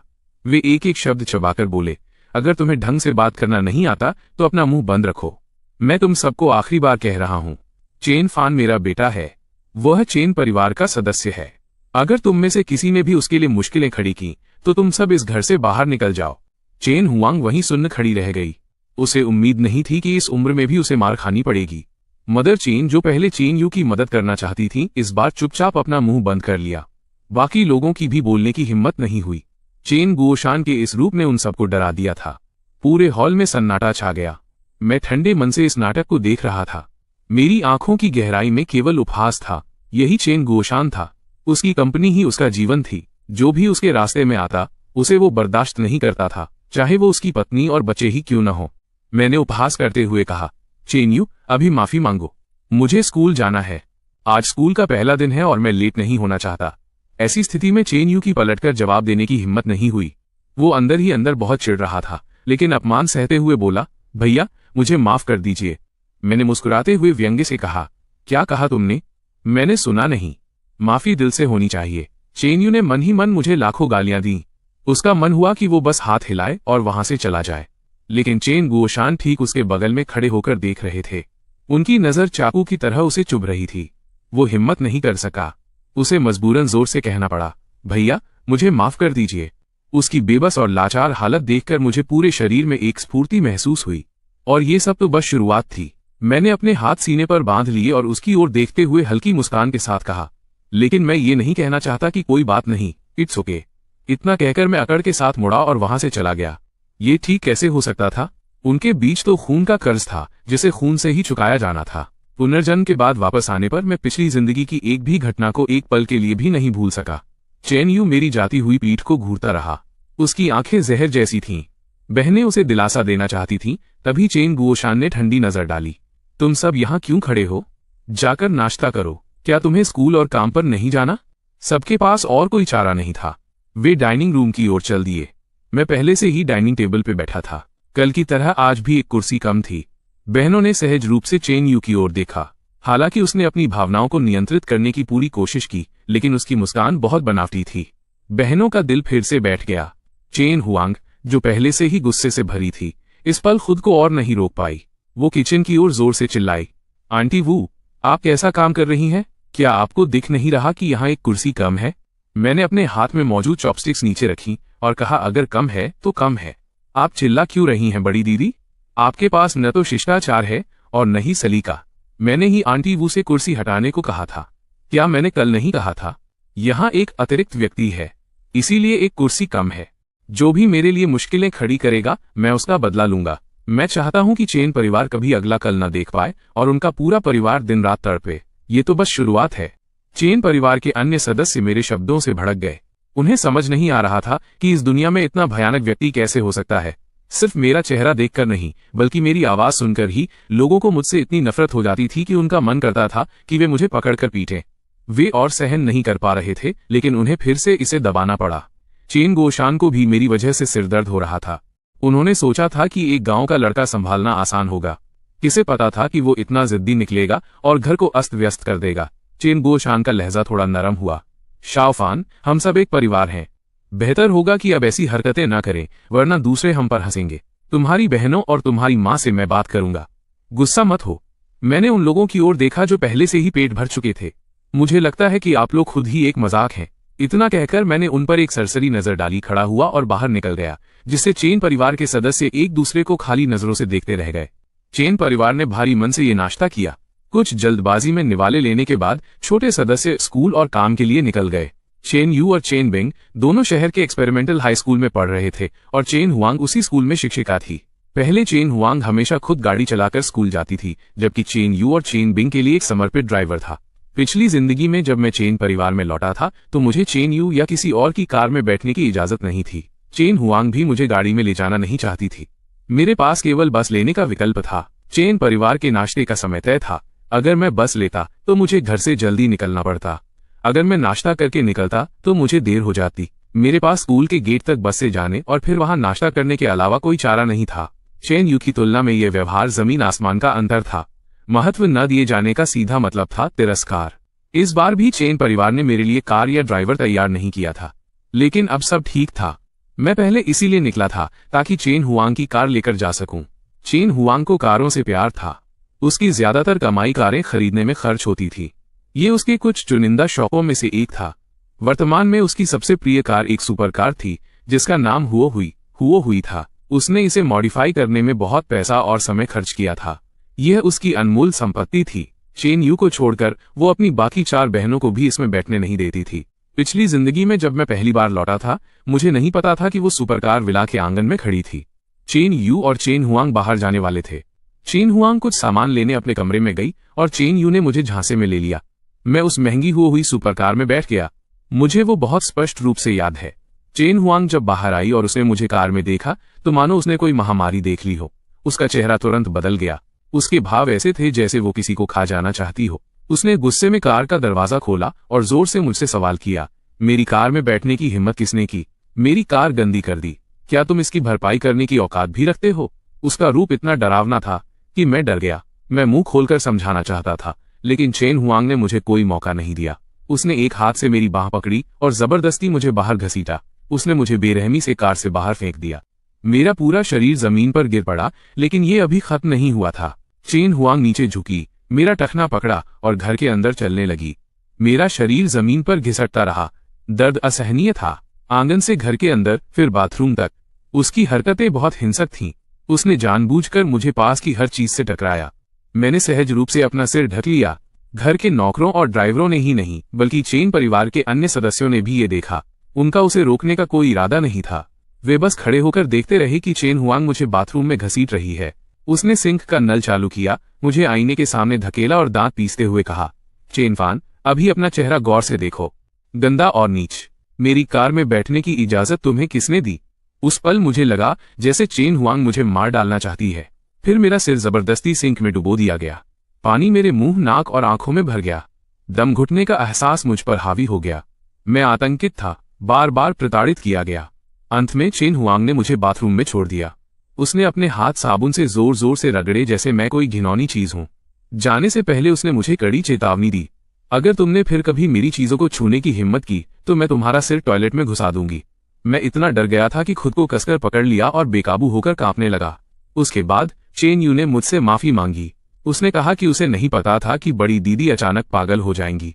उसने दावा किया कि वो भी उस समय डर गया था। आज भी मुझे वो दम घुटने वाली अनुभूति याद है। अगर चेन हुआंग को वो कार इतनी पसंद थी तो मैं स्वाभाविक रूप से उसे एक बड़ा उपहार दूंगा।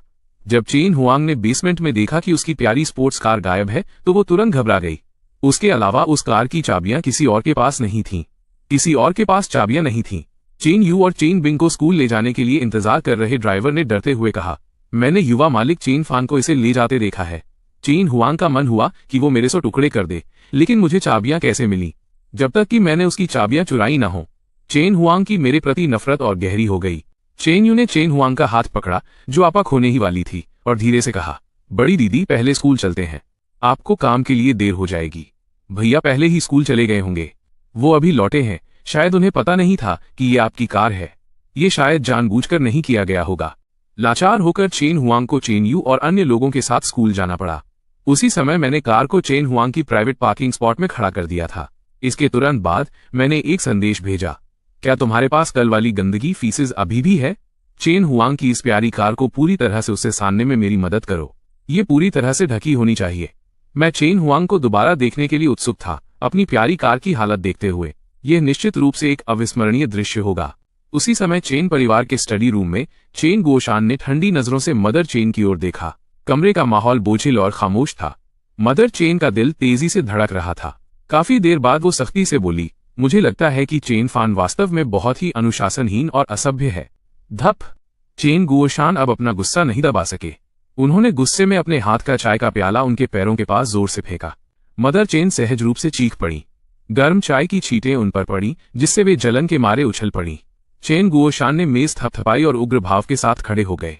वे उनके पास गए, उनकी ओर उंगली उठाई और धीरे धीरे एक एक शब्द बोले। तुम सच में एक मूर्ख हो। मैंने तुम्हें कितनी बार कहा है, उसके पीछे गी परिवार है। वो गी परिवार